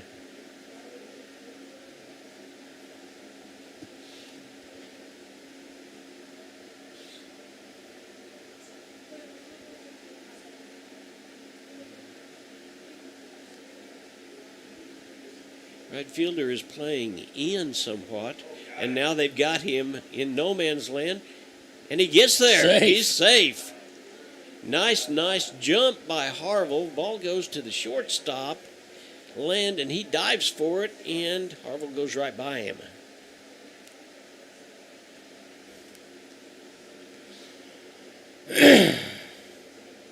So now there's 2 outs, and the Cats have got a runner on second base.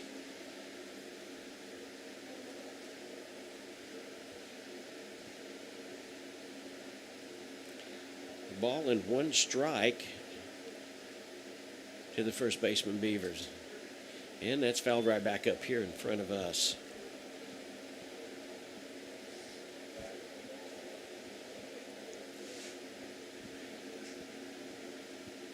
We're coming out to the mound. Yeah, Wrestler's going to come out for just a minute, and so is Coach Allenbaugh. He's going to talk to his pitcher for just a few minutes. I'm sure he's thrown 29 pitches this time, and I'm sure that this is probably an attempt more to try to settle him down a little bit and get out of the inning. So they've got some options here. But I still haven't seen anybody in the bullpen. No, I haven't. And that doesn't mean anything. I mean, Coach Harbaugh's done, and here we go. Wrestler's the last one to leave the mound out there. He continues to talk to try to settle down his pitcher, Banda. Colton back to second base. The count is a ball and 2 strikes. 2 outs in the top half of the 5th inning. The Cats have scored 2 to take the lead. So Beaver, the first baseman, steps in. He wires his bat a little bit, and there's a pitch, and that is another one that is going to get safe. He is safe at third base. So now the Cats have a runner on third. And I tell you, Colton has stolen 1, 2, 3 bases, and that ball was just difficult for Rozier to handle. So now the count is 2-2. Base hit brings in another run. Here comes his pitch, and it's a ball. I'm not saying he can't steal home. Yeah, that's running the count full. It's going to have to bounce off this wall, right? Yeah, it's going to have to bounce off the wall and maybe go down to first base.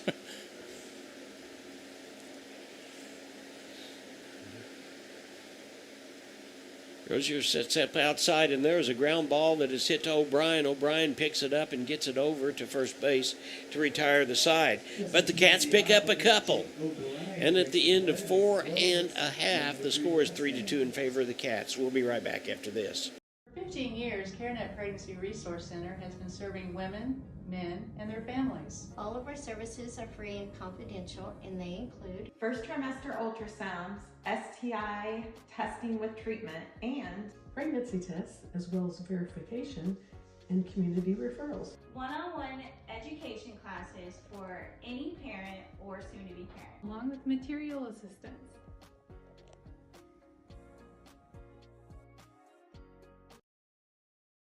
Today's event is being supported by Banner Church of the Nazarene, located at 597 North Fork Road between Anderson and Goodman.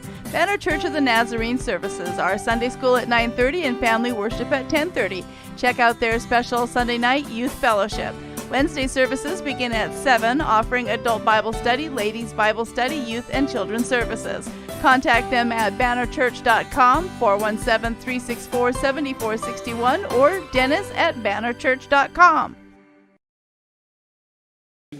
And welcome back. We're getting ready for the bottom half of the fourth inning. The Cats had an inning, picked up 2 runs, and the score is now 3-2 in favor of the Wildcats. Colton Arville has had 2 hits in the ball game. He's had 3 stolen bases.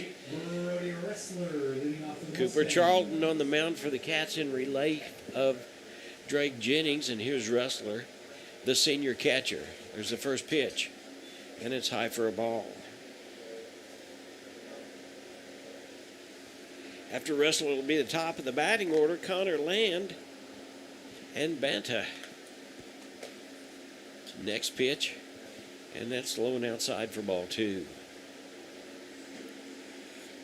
Wind continues to blow, doesn't it? It swirls just a little bit. Sometimes it blows right in from center field, but most of the time it's blowing directly straight across to right field. There's the next pitch, and that is inside. Ball 3. I think it all depends on how the wind blows through the school buildings. That may very well be. And walked him. Well, that was a ball 4. So, Stangs have got something going in the bottom of the 5th. Here's Connor Land. He has walked, come around and scored, and flied out to center field. Charlton on the mound for the Cats. There's the first one. That is a curveball, strike 1. It was a nice pitch that time. Yeah, it was. That was a pretty pitch. Comes the next pitch, and there's another curveball, and that is a fly ball that is hit, and it is going to get played by left fielder Wyatt Woodard, and he gets the ball back in quickly. So, Wrestler goes to second base, and Land gets his first hit of the ball game. Here's number 11, Clayton Banta. Clayton Banta is the pitcher of record. Stepping to the plate, pitcher number 11, Clayton Banta. There's the first pitch, and Banta looks like he's going to bunt. He pulls it back, and it's called strike 1. Now McCrory sees something in a baseball, and he gives it back to the home plate umpire, and the home plate umpire says you're right, and he throws it out of play. Probably a ripped seam, I'll bet you. Could very well be.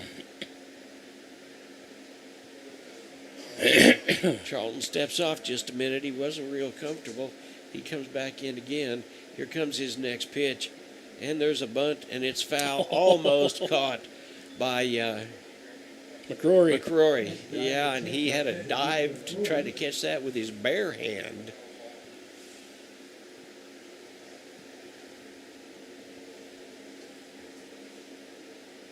Let's just get a strikeout here, and then we'll get a double play ball. What do you say?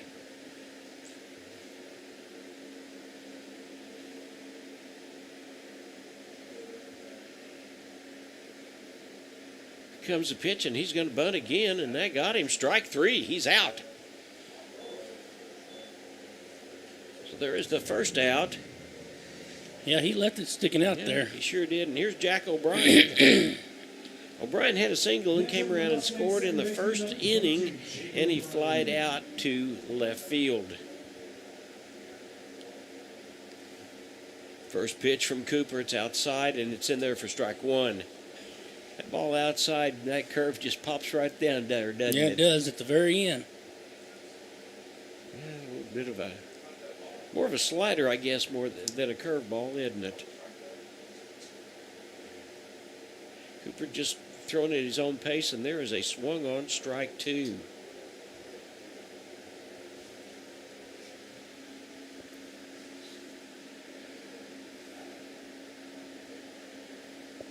The ball's in 2 strikes on O'Brien, the second baseman. He wanted to go for that one, was a little bit outside, and even though McCrory tried to frame it, the home plate umpire said, nope, that was outside.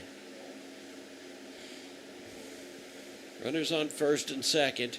There's the next pitch, and that is swung on, and that is going to be caught by Hearn, and he'll get the ball back in, and everybody's saying where they need to be. So there's the second out. And here is the designated hitter, Kalen Goswick. Goswick struck out, and then he grounded out 3-1. And next up for the Mustangs, designated hitter, Goswick. It's the first pitch, and that's in there for strike 1. That was a curveball. Yeah. There was no doubt about that one. John and Matt with you. It's bottom of the 5th inning. We're at McDonald County. Glad to have you with us tonight. It's a beautiful evening for ball. That was a curveball that was well outside, and that'll even the count at 1-1.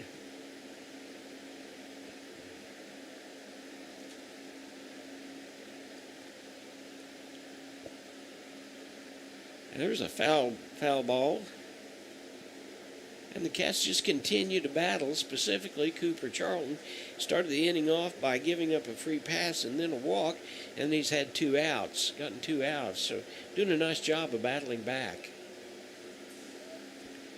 He looks down at his wrist coach, and he looked over at the dugout for a minute or two, and he looked back. Here comes the next pitch, and that was well outside. Nice job by McCrory of hanging on to it. Deuces are wild. 2 balls, 2 strikes, 2 outs, 2 runners on. Cats need to get this one and come rattle the bats again. And there's a pitch, and it's got him. Nice curveball. What a curve. And that ends the inning. So Charlton gets 2 strikeouts in the inning, and we go to the 6th. The score's 3-2 in favor of the Cats. We'll be right back. Access Family Care serves all of your health care needs, from behavioral health to dental services to primary medical needs. AccessFamilyCare.org, women's health, OBGYN services. AccessFamilyCare.org, with locations across Southwest Missouri. AccessFamilyCare.org, quality, convenient health care. Access Family Care medical and dental clinics, building relationships, providing great care.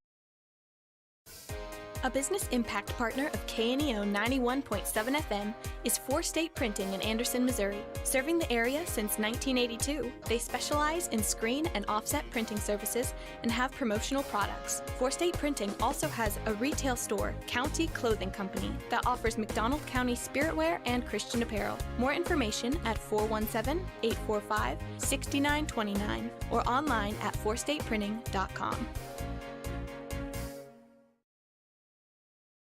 Northwest Arkansas Naturals are at home at Arvest Ballpark on Tuesday, May the 12th. They opened up a 6-game series with the Arkansas Travelers. That goes through Sunday, May the 17th. For ticket information, visit nwanaturals.com, a supporter of baseball. Excuse me, on KNEO Radio. Top half of the 6th inning, the Cats are up by 1, 3-2. And it is going to be Jennings, Woodard, and Charlton. Ball's thrown down to second base. It goes around the horn, and here we go.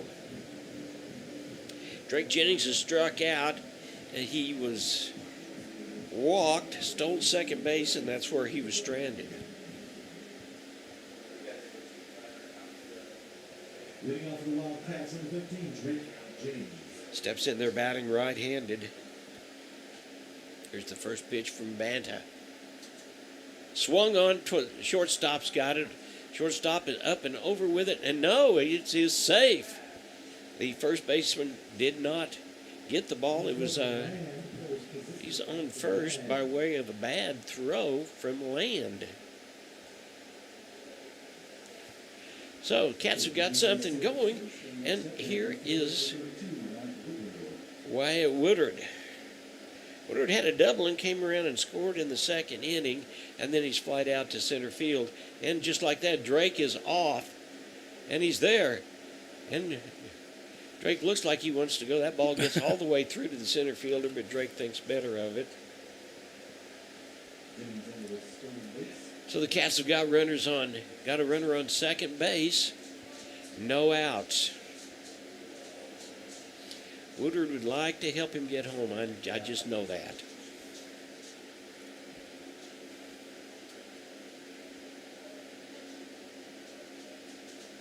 It looks like he's going to bunt, and he does. He lays one down. It's a beauty, and that ball is going to be fair, and it's rolled foul.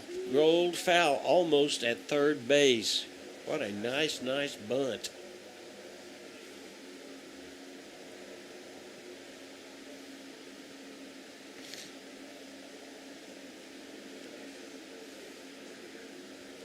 Now, Woodward laid that ball down, and it was almost a perfect bunt. In fact, it was so perfect nobody could get to it before it rolled out of bounds.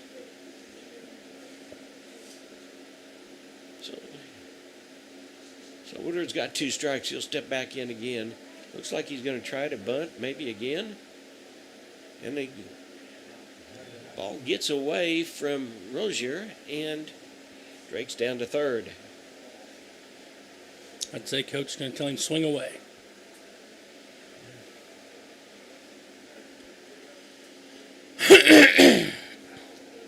Swing away. Well, this changes things considerably now. All he's got to do is launch one to the outfield, and Drake scores. And we've seen that he can put the ball into the outfield, haven't we? Oh, yeah. Woodward steps in. Here comes the pitch from Banta, and that was low for a ball. That'll run the count to 2-2. Cooper Charlton's up next, and then Jaden Fisher.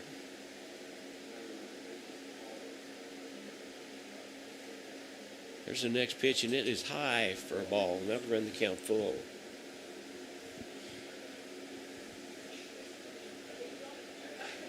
So the money pitch coming up for Wyatt Woodward from Banta. And it's a swung on, and it is a fair ball. No. Well, I guess we'll call it a foul ball. Home plate umpire called it a foul ball. But it certainly looked fair from our vantage point, didn't it? Well, I didn't get to see it, huh? He got around on it well.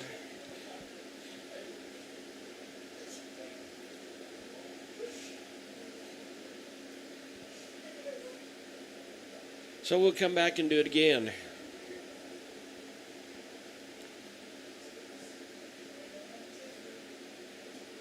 Woodward steps in. If he does that just one more time, that'll be a run for the Cats. I swung away and got him. Strike 3. So Woodward had a good at bat, no doubt about it, but it was an outside pitch. Here's Charlton. Next up for the Wildcats, right fielder number 21, Cooper Charlton. Here's Charlton, the pitcher.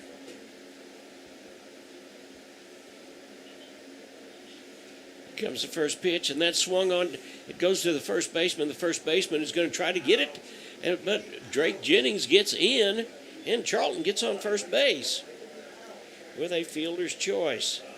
So the Cats pick up a run, and that makes the score 4-2. Well, first baseman had a good idea, but Jennings had already committed, and he was there.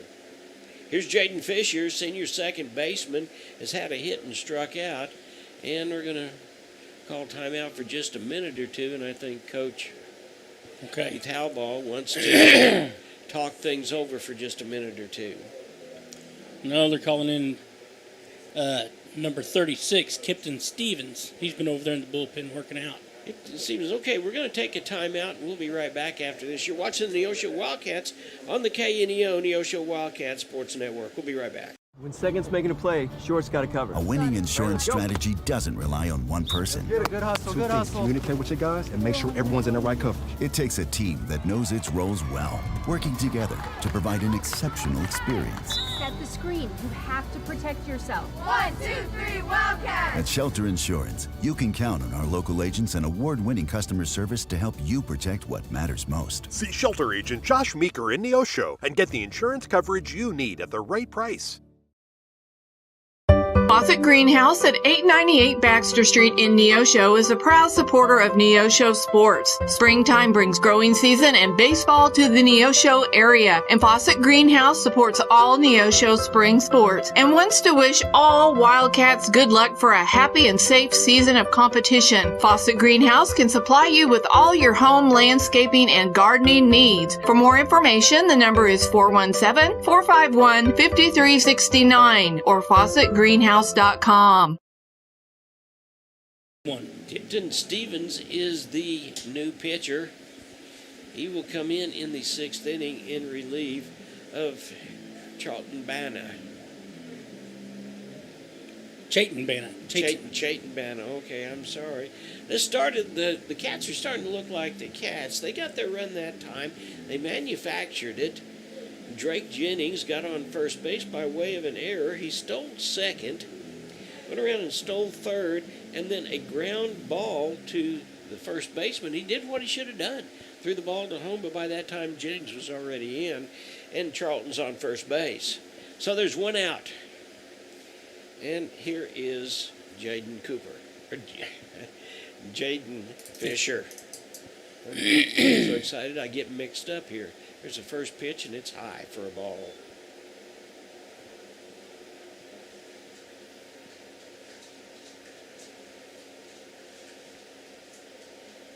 So officially, the ball game is Banta's to lose. Here comes the next pitch, and there's a swung on. That's a fly ball, but that's going to drop in, and Fisher is going to go to second base, and we're going to send Cooper on home. And he's got him going into home. Yeah, and that was not Cooper. That was not Cooper. That was Jack Goodell. That was in as a pinch hitter. But that was a nice throw in. But that's 2 outs, and Fisher is on second. Here's McCroy. McCroy had a double the last time up. Yeah, that was a nice throw in and relay from the outfield once that ball got in. Called strike on the inside corner.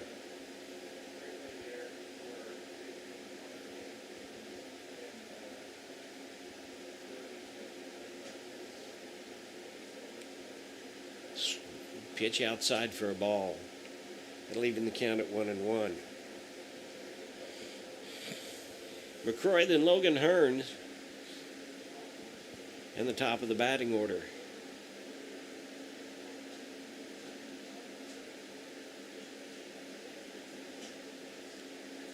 McCroy says, well, we'll play that cat and mouse game. I'll step out for a minute too. And he does. He steps back in. Comes the next pitch and gets away from Rozier, but it's back. I don't know if that bat tapped it or not. Nope. No, that was a So there's 2 balls and a strike. Well, I wasn't just for sure how they were going to call that. Wrestler made a really, really nice tag on Jack Goodell in order to save a run. That ball's inside. 3-1's the count.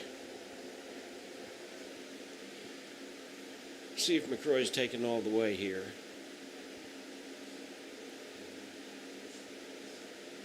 No, he's not, and there's a safe pitch, and that is going to score another run for the Cats. That ball continues to go, and McCroy has his second double.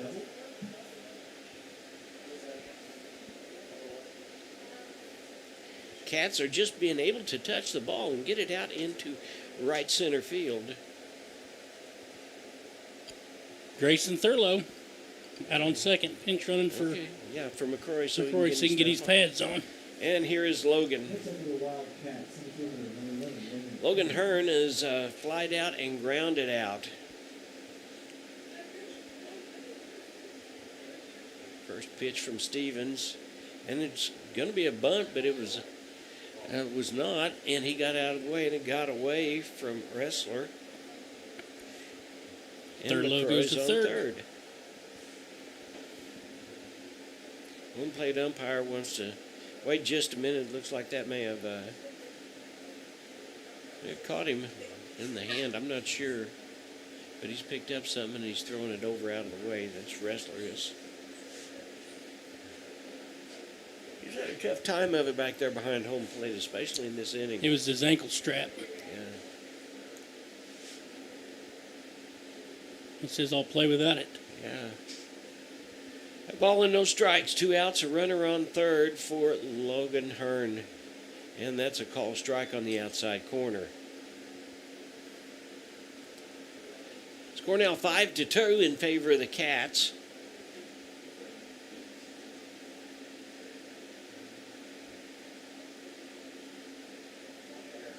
Stevens looks down, shakes his head, and there's the pitch, and there's fouled off straight back.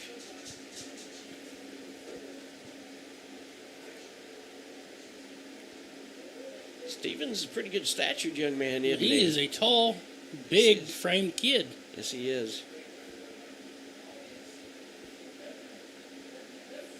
Hearns is ready. Here comes the pitch, and it's swung on, and he's fouled it. He got in front of that one, right down the first baseline, out of a foul ball.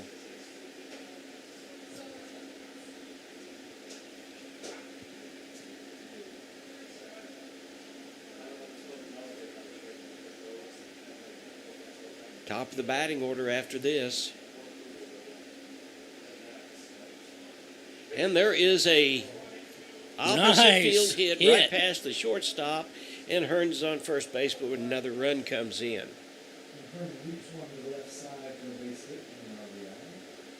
So Hearns does what we've seen him do so many times before. He has reached out and hit to the opposite field. This time it was just a base hit, but another run comes in, and the Cats are up 6-2.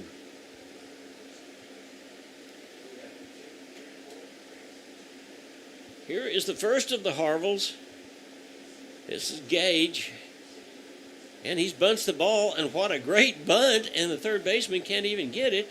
And they play cat and mouse a little bit, but Hearn was on the way down to second base. Looked like he was going to try to get to third, but Gage is on first base with an infield hit.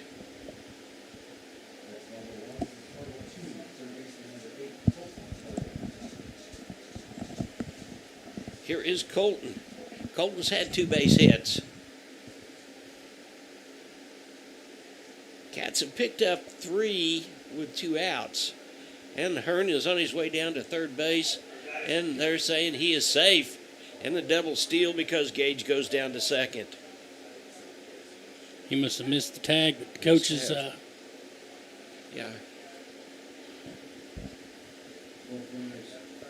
Coach Keith Ellenbaugh wants to go out and say, explain that to me now.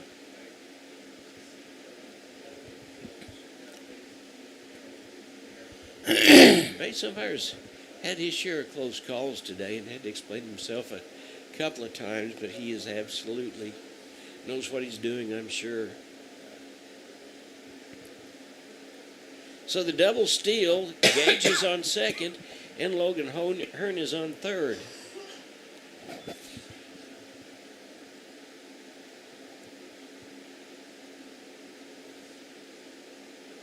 Stevens looks down. Here's the pitch, and that's a swung on, and it goes to the shortstop, and he's over and makes the play and retires the side. But the Cats pick up 3 more. At the end of 5 1/2, the score is 6-2 in favor of the Cats. We'll be right back. People's Bank of Seneca. We care about your journey every step of the way. Since 1996, visit us in Joplin, Neosho, or Seneca. PeoplesBankOfSeneca.com. Member FDIC. Proud sponsor of area athletics. Let's score big together. Helping your teen learn smart money habits doesn't have to be complicated. First Community Bank's teen checking account is built for tweens and teens 11 and up with parents in mind. Teens get their own debit card, ATM access, and mobile check deposit, plus a bundled savings account to help them plan ahead. Parents get peace of mind with no monthly fees, parental debit card controls, alerts and notifications, joint ownership, and full account access. Stop by any First Community Bank location to open a teen checking account today. First Community Bank, where community comes first. Member FDIC. See bank for details. Sanderson, Epling, and Leaf up in the bottom half of the 6th inning for McDonald County. The Cats picked up 3 more in the top half of the 6th inning. They've scored 2 in the first, or 1 in the first, 2 in the 5th, and 3 in the 6th. McDonald County scored 2 in the first inning, and that's kind of where it's set. Had a great ball game between a couple of pitchers. One of them was Drake Jennings starting out, and we talked at the beginning about pitches. We got to be careful because we've got 3 games. And Cooper Charlton comes in, and he's carried the load. Here comes the first pitch to Sanderson, and it is fouled right back up here for strike 1.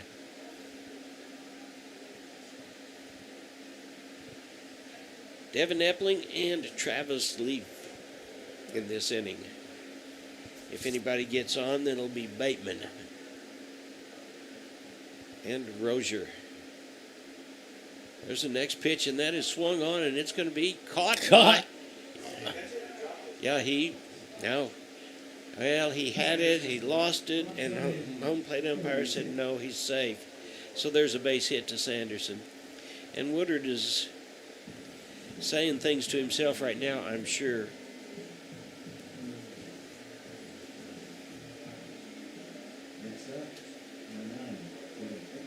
So McDonald County has a runner on, no outs in the bottom of the 6th.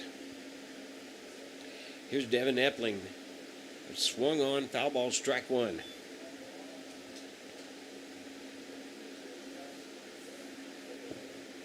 He was not really expecting the bunt in the last inning, and he had to move fast and mishandled it just a little bit. There's a strike. Called it a ball. Called it a ball, okay. He did that. Okay, yeah, he did that. Called that with his strike hand. Yes.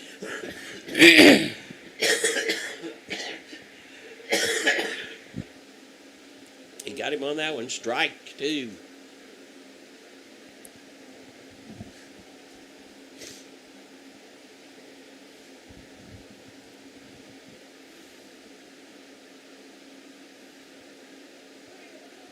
Got him, strike 3. So there's the first out.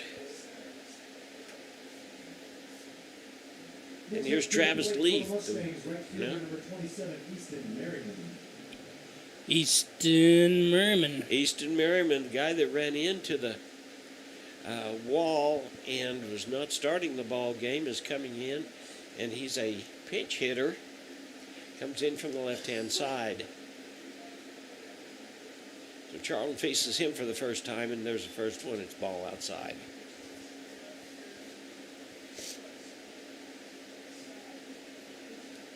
Remind you to be with us right back in Neosho tomorrow night when the Neosho Wildcats take on the 1-11 Parkview. All 2 outside. Post-game show will be, or pre-game show will be at 4 o'clock, and the first pitch will be at 4:30.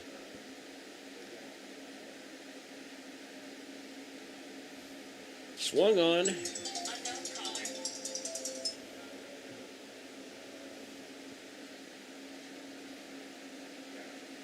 I mean, 2 balls and a strike. Must have been a little bit low for ball 3. I guess. Yeah.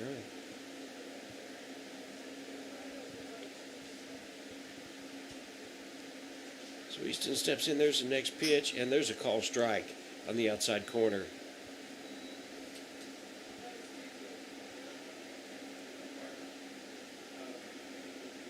The strikeout here would be the second strikeout of the side, and that would put the Cats in the driver's seat, and that's exactly what happens.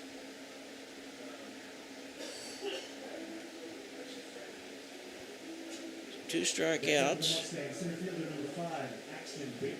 And here's Axton Bateman.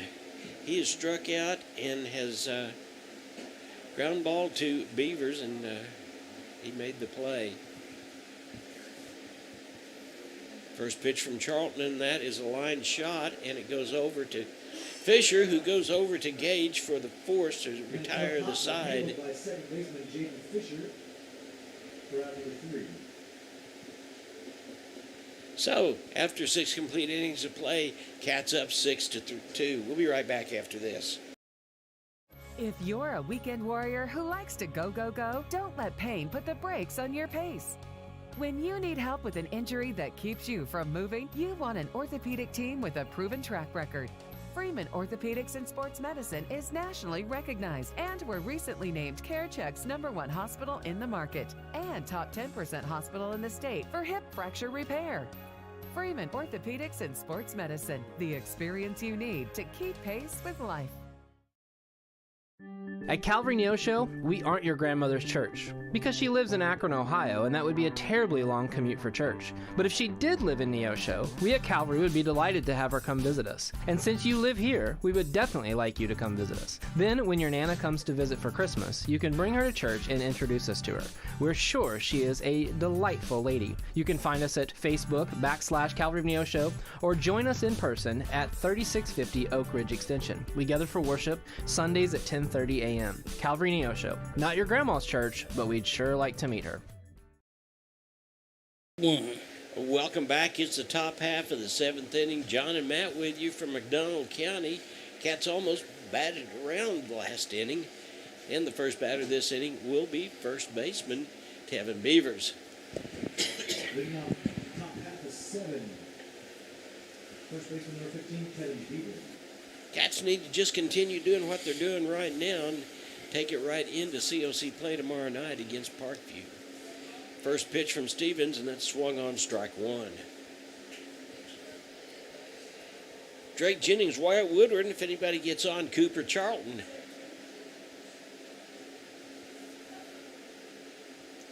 There's a swung on, and that is a hard hit fair ball. And it is Caught. It was caught. Yes, it was. Nice play out there by Kobe Sanderson. Making a tough catch down the line. Left fielder number 15, Corbin Sanderson.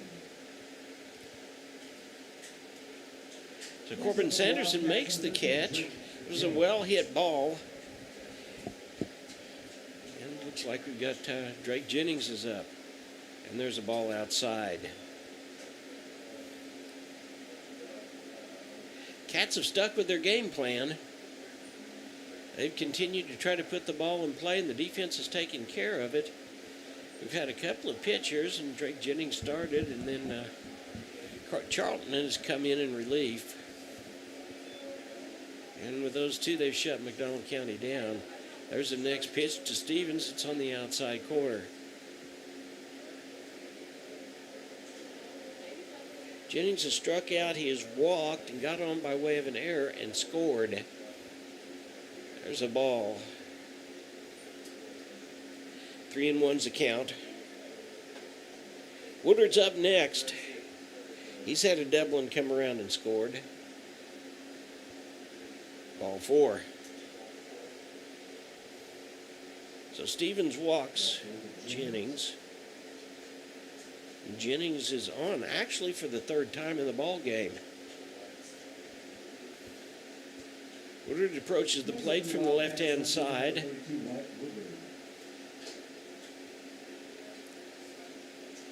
Waiting for Stevens' first pitch. Stevens looks over at first base, and there's the first pitch.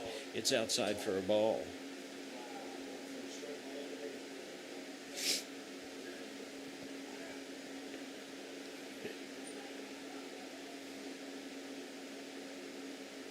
Woodward steps back in. There's another outside pitch for ball 2.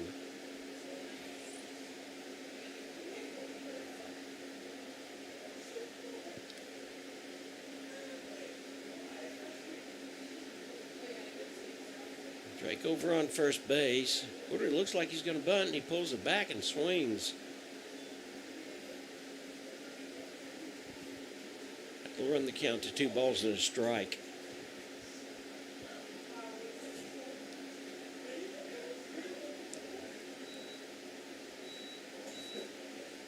He steps out, looks down at Coach Kilgore on third base, steps back in, comes the next pitch, and Drake is off, and he's going to have second base.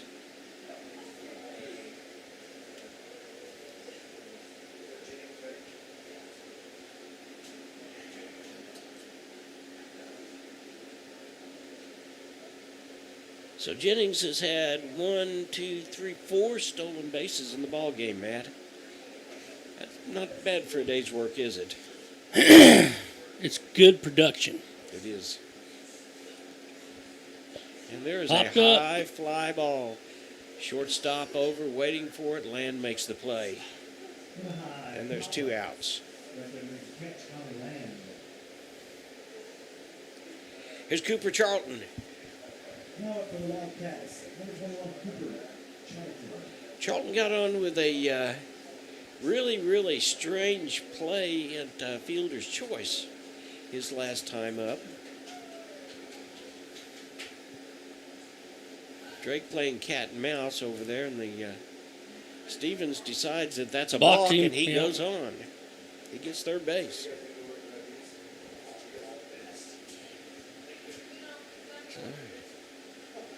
Coach Alan Ball wants to say, no, that didn't look like a balk to him at all, but now that was called, and now there's going to be a conference between the home plate umpire and the field umpire, and unless something really is different, then that play will stand. And no, it most definitely did, and they're sending him back to second base. So the home plate umpire overruled the balk by the base umpire, and Drake goes back to second.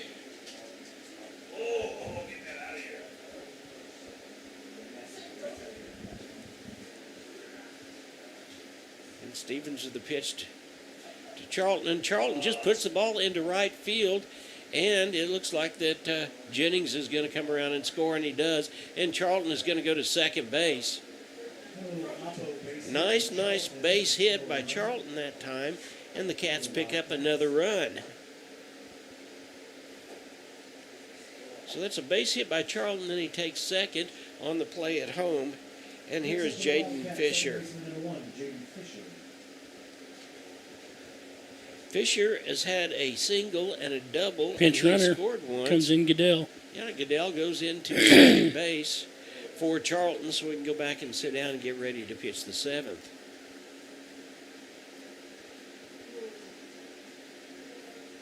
Fisher stands in there. There's the first pitch, and it's a ball outside.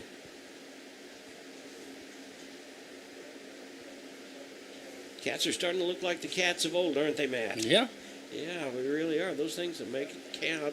There's a strike on the outside corner. I'm leaving the count at 1-1.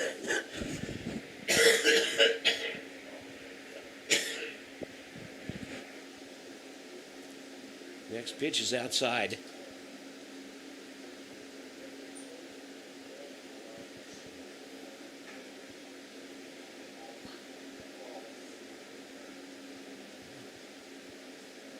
Fisher steps in. He knows nobody's more disciplined at the plate than him, and he swings and fouls that one off.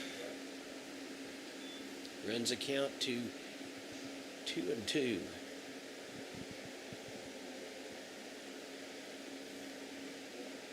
McQuarrie comes up next, and I tell you what, he's had 2 doubles and scored twice for the Cats. And there's a hit that goes to the shortstop. Shortstop Land is up with it, and he gets it over to first base, and that retires the side. But the Cats pick up another one. After 6.5, the score is 7-2 in favor of the Cats. We'll be right back. Family Market, located at 201 North Neosho Boulevard, is your friendly hometown grocery store with delicious deli and the best selection of fresh meats and beautiful produce. Family Market can also take care of all your catering needs. Whether your upcoming event is big or small, Family Market can handle it all. Call 451-0057. That's 451-0057. Check out the Family Market Facebook page for weekly specials. Go Wildcats from Family Market of Neosho. Today's Wildcat game is brought to you by Edgewood Bowling Center of Neosho, Missouri. Located at 2811 Gardner Edgewood Drive, they now have new synthetic lanes for adult and children bowling leagues and a smoke-free environment. They also have a certified pro shop and hosting for private parties. They offer Cosmic Glow Bowling on Fridays and Saturdays after 8 p.m. To learn more about Edgewood Bowling Center and their leagues for adults and children, the phone number is 417-451-4505.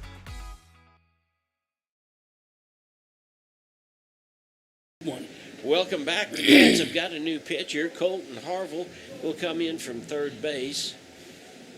Charlton will go over to first base, and Beavers will go to third. 3 up and 3 down, and the Cats go home happy. There will be a junior varsity ball game after this, and the temperature outside is still 74, 75 degrees, Matt. Beautiful night for a ball game. Stay tuned for the post-game show, which is brought to you by Arvest Bank in Neosho.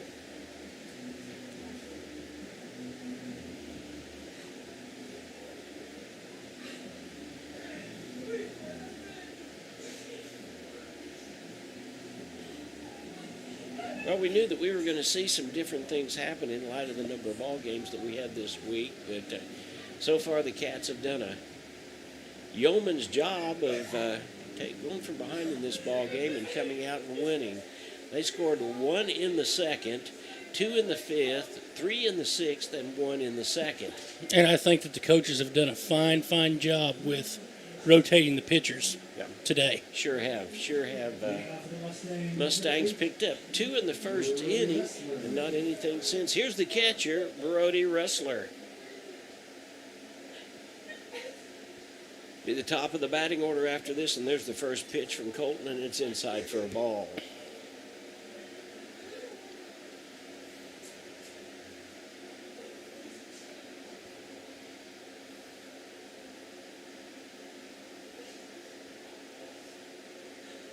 The next pitch swung on, strike 1. I think that's 2 fastballs in a row that have come from Colton.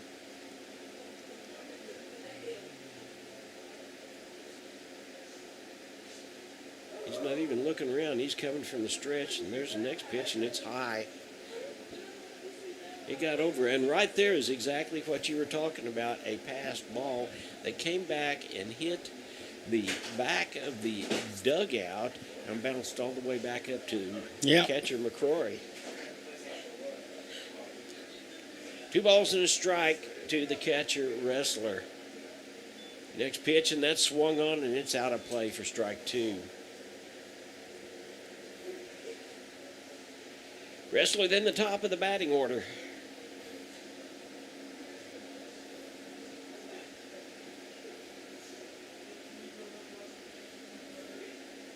Colton looks down at McCroy.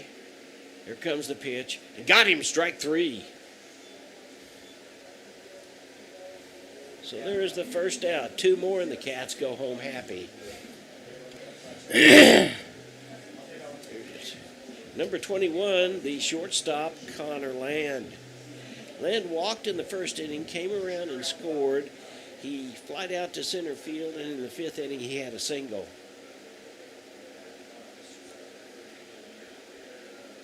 Colton looks down. The wind has picked up just a little bit. And there's the first pitch. Swung on, strike 1.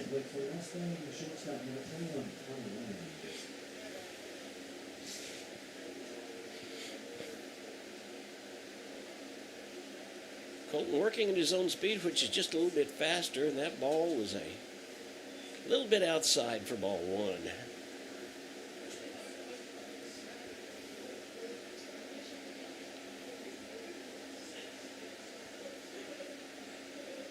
That was in there for call strike 2. Great job that time by McCroy of being able to frame that pitch that caught the outside corner.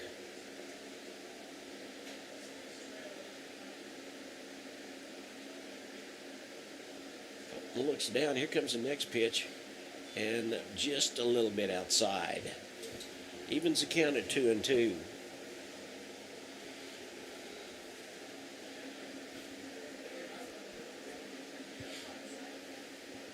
Kind of wavers back and forth. There's the next pitch, and that got him, strike 3. Oh, that was nasty. Just caught him, you bet.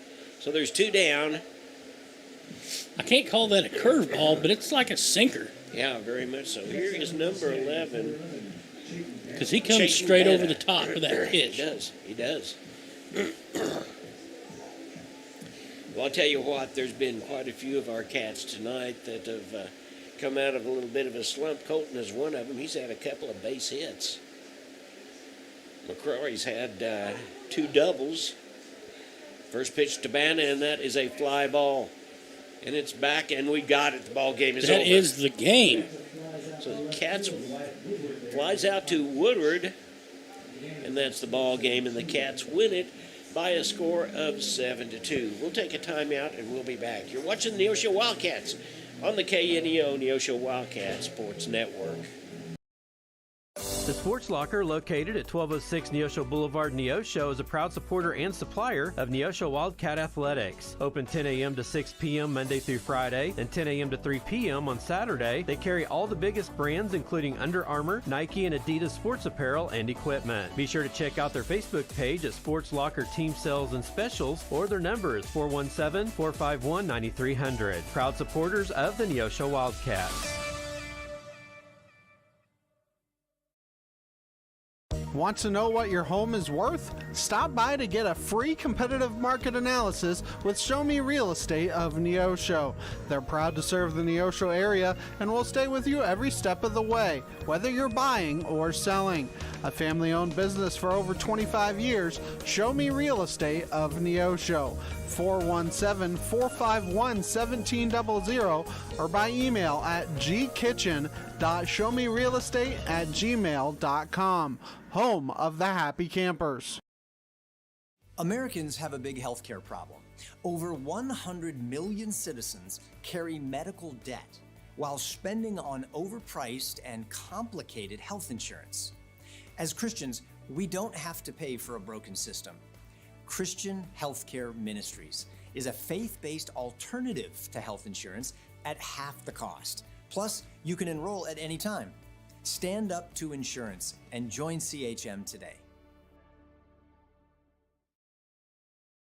Fawcett Greenhouse at 898 Baxter Street in Neosho is a proud supporter of Neosho sports. Springtime brings growing season and baseball to the Neosho area, and Fawcett Greenhouse supports all Neosho spring sports and wants to wish all Wildcats good luck for a happy and safe season of competition. Fawcett Greenhouse can supply you with all your home landscaping and gardening needs. For more information, the number is 417-451-5369 or FawcettGreenhouse.com. For 15 years, CareNet Pregnancy Resource Center has been serving women, men, and their families. All of our services are free and confidential, and they include first trimester ultrasounds, STI testing with treatment, and pregnancy tests, as well as verification and community referrals. One-on-one education classes for any parent or soon-to-be parent, along with material assistance.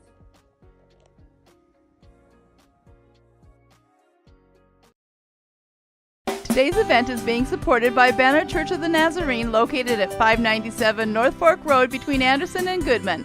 Banner Church of the Nazarene services are Sunday school at 9:30 and family worship at 10:30. Check out their special Sunday night youth fellowship. Wednesday services begin at 7, offering adult Bible study, ladies Bible study, youth and children's services. Contact them at bannerchurch.com, 417-364-7461, or dennis@bannerchurch.com. And welcome back to McDonald County.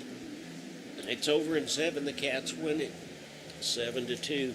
And Matt, the Cats made up for it. They had 11 hits on 7 runs. We saw ourselves do the things that we knew that we could do that's brought us to where we needed to be. We had 6 stolen bases. We caused 4 different errors. And we had 3 times that we had runners that were given free passes and came around to score. You know, it's been pretty tough the last few games, and to see him come out here and be able to put it all together and for it to work is a great opportunity. What a great game. How much fun was that? Yeah, it was. It was a great game. Tevin Beavers continues. He has a 5-game hitting streak now. He had a single in the first inning. But what about the guy that said he couldn't swing the bat? And I'm talking about Adrian McCrory. He had 2 doubles and came around and scored twice. Logan Hearn had an opposite field single. Charlton had an opposite field single. Drake Jennings struck out once. He got on base by error and scored. Then he walked once and scored also. So it was a great, great ball game for the Cats. Great comeback. And we're going to be excited to talk to you tomorrow night from the Schaefer Ballpark. Yes, back at home. Now, we're going to take this time out, and we'll be back. You're watching the Neosho Wildcats on the KNEO Neosho Wildcats Sports Network. Hi, I'm Sam O'Neill with Affordable Propane of Neosho. From setting tanks to refilling them, we offer a full spectrum of service to meet your every need. We serve Neosho and surrounding areas, and we are committed to giving you better service at better prices. Give us a call today, 417-437-8927.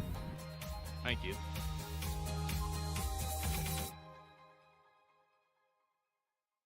When second's making a play, short's got to cover. A winning insurance strategy doesn't rely on one person. Good hustle, good hustle. Communicate with your guys and make sure everyone's in the right coverage. It takes a team that knows its roles well, working together to provide an exceptional experience. Set the screen. You have to protect yourself. 1, 2, 3, Wildcat! At Shelter Insurance, you can count on our local agents and award-winning customer service to help you protect what matters most. See Shelter Agent Josh Meeker in Neosho and get the insurance coverage you need at the right price. Want to know what your home is worth? Stop by to get a free competitive market analysis with Show Me Real Estate of Neosho. They're proud to serve the Neosho area and will stay with you every step of the way, whether you're buying or selling. A family-owned business for over 25 years, Show Me Real Estate of Neosho. 417-451-1700 or by email at gkitchen.showmerealestate@gmail.com. Home of the Happy Campers. Welcome back to the post-game show. The post-game show is being brought to you by Arvest Bank of Neosho, where they believe in the power of serving others. From small businesses to agriculture, whether you're looking for someone to help manage your mortgage or an expert in wealth management, we got you covered. You deserve a financial partner who cares and wants to help you reach your financial goals. Arvest Bank, proud to call Neosho home. Well, what it looks like to me is Coach Keith Kilgore is down talking with his kids, and rightfully so. It's been a tough, tough streak. The Cats have lost 4 ball games, 2 of which that they should not have, but they continue to show, and some great, great things happen. As we said, first baseman Tevin Beavers now has a 5-game winning hitting streak. McCrory has a couple of doubles. It started things off actually with Woodward getting a double that went off the fence into right field. The wind was blowing and blowing hard, and the Cats just continued to pound the ball. Drake Jennings started the ball game for the Cats. Charlton was on the mound through the mid-innings, which is exactly what needed to happen. And then Colton Harville finished it up and got 2 strikeouts for his trouble to finish the ball game. Cats go to 16-11, and McDonald County goes to 8-16. Join us tomorrow night for the pregame show at 4 o'clock from the Marion Family Complex when the Neosho Wildcats will take on Parkview. Yep. And from there we will go, and looks like that maybe we've got some guys that are coming up. We'll have to wait and see.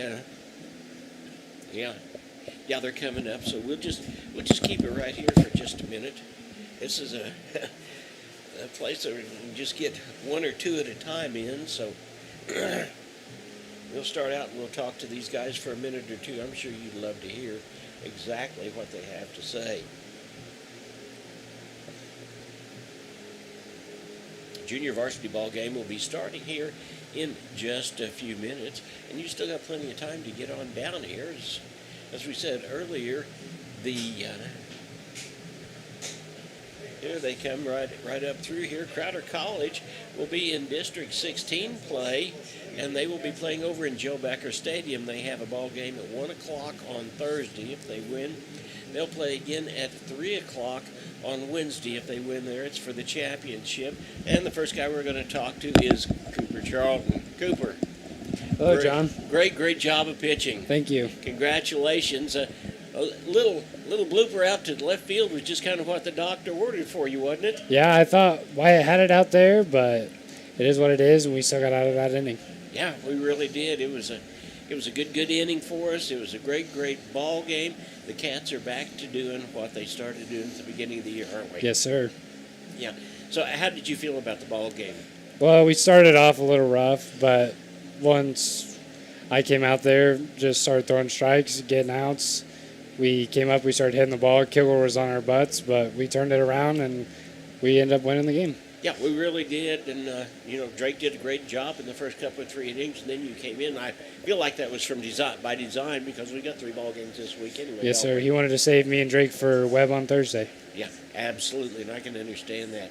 Well, thank you. It was a great ball Thank you. game. Hey, how about that catcher who decided he couldn't swing the bat? Yes, sir. He had 2 doubles today. Yeah, come here. I want to talk to you. Yes, sir. And I'm talking about Aiden McCroy, and you can't swing the bat. Apparently, I guess we found it out today. Congratulations on a couple of really, really nice doubles. Well, thank you. Coming around and scoring. This is the team that we saw at the first of the year. Yes, isn't it? sir. Absolutely. Like Cooper said, that the first couple innings, a little shaky, but after that, Coach Kilgore got on to us a little bit because he gave us the weekend off, and he told us that, hey, we won't ever give you guys another weekend off if you guys don't get it together. That made a spark, and then a couple timely hits. I had one, Fish had one. Yeah, and I tell you, and Beavers, I think he's got 5-game hitting streak now. So yeah, that's just pretty good. Yeah, Tevin's been hot at the plate. I tell you what, you get up there now after having 2 doubles. Tomorrow night, look out Parkview, right? Yeah, I definitely gained some confidence. That was one thing I was struggling with. I gained some confidence tonight, and I'm ready to get back at it tomorrow. All right, congratulations on a great you, John. game. Thank you. Bet. Yeah, let me talk to this guy right here. You answered the question tonight. When is Fisher going to start hitting the ball? Right now. And right now, but you started in the last game, but you're up there, you're confident. You have always been one of the most disciplined players at the plate I've ever seen. Thank you very much. And it's got to make you feel good to pick up a couple of hits tonight, doesn't it? Yes, sir. It feels good to get right back on track, especially our team, too. After losing 3 games last week, this is a really good start to getting back on track. Well, I'm going to tell you, I agree with you. You never want to lose 3 games, but to come back the way we did against Willard, who I believe is going to be a state champion, I think that was the start for us. Yeah, I think we looked really good. I think we looked solid against them. We just had a couple too many errors and a couple walks that just put us in a hole that we couldn't dig out of. Yeah, we really did. The pitching was good for us tonight, wasn't it? Yes, sir. Cooper and Drake both threw great games, and Colton came in to close. All 3 great pitchers. Yeah, we proved tonight what we proved on and on and on, that if you put the ball in play, the defense is going to back the pitchers up. Yes, sir, always. We had a couple of really hard hit balls. One of them went over second base, and there's no way the shortstop should have been behind second base to catch it, should he? Yeah, and Aiden had one, too, right back to the pitcher. They got me doubled off, honestly. Yeah, it really did. Well, congratulations. Excited. We're going to do the same thing. We'll talk tomorrow night, okay? Yes, sir. Is that a deal? All right. I'm sure Coach Kilgore's out there somewhere, isn't he? We'll wait just a minute. The place that we are is we're kind of stuck here together, so we're bringing them in one at a time. So we will talk to Coach Kilgore, and I keep hearing something about no more weekends off. What's that all about? John, it was all about reset. With prom Saturday night, I knew it would be a late night, and we needed a reset.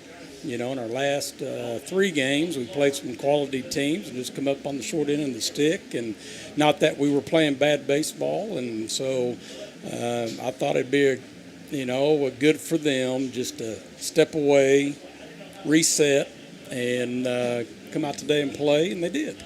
Well, I tell you what, there was a couple of times, didn't you think? Aiden hit the ball hard, and the shortstop, no way should have been behind second base, caught the ball and doubled Fish off. They made some plays when they had to, and their shortstop was Holden, and with the left-handed hitters, put him right there in a great spot. We hit the ball on the screws, and it was just unfortunate for us. It was right at him. Well, I counted 11 hits. Yeah, I think we've done it really. We came back and we played the kind of ball that we've started the first of the year with. Correct. And, this was about turning the ship and, get it moving in the right direction. And, and I believe in this group. This group, they'll come out and give you everything that they have. And the last couple of practices that we had, we focused more offensively than anything else. And, when somebody can create a spark like a few of our guys did, then it becomes contagious. And we were able to score multiple runs in different innings and separate ourselves a little bit. But this was a, good win going into tomorrow and honoring our seniors. Yeah, it's really going to be a great night to be able to honor those seniors. We've got several of them to do that with. And I'll tell you what, it was a great win. I'd have to say, from my perspective, we stayed with the game plan the whole ball game. Nobody got panicked. Nobody got upset. We did a great job. Our pitchers did what they needed to do. They put the ball in play when they had to. They got the strikes. Yeah, that was a good trio combination by our three guys that went to the mound. And you know what? They didn't hurt themselves. And, and whenever they did have runners in scoring position, like I said, we found a way. They found a way to get out of it. And so very proud of the effort on the mound. And we played solid defense behind them. And when you can have that type of combination, you're going to like the result. You bet. Hey, we've got Parkview tomorrow night at home. No better opportunity than, like you said, number one, honor our seniors, but number two, play in front of that hometown crowd. Give them something to yell about. That's exactly right. And so, John, I hope this was a great birthday present from you from the Wildcats. Yes, yeah, it most definitely was. Thank you so very much. All right, go Cats. Congratulations. There you hear it from Coach Kilgore. You bet. We did a great job tonight of staying put, staying on what we needed to do in order to win the ball game. And we go back to the Schaefer Stadium tomorrow night in the Marion Family Complex, and we take on Parkview after that. We go to Webb City on Thursday night. So be with us tomorrow night. Starting time will be post-game show at 4 o'clock, and then we'll get the ball game underway. So till we see you tomorrow night, Matt's not back in here yet, but he's coming, and we will be thinking about you and praying, and everything will go well, and it's Go Cats!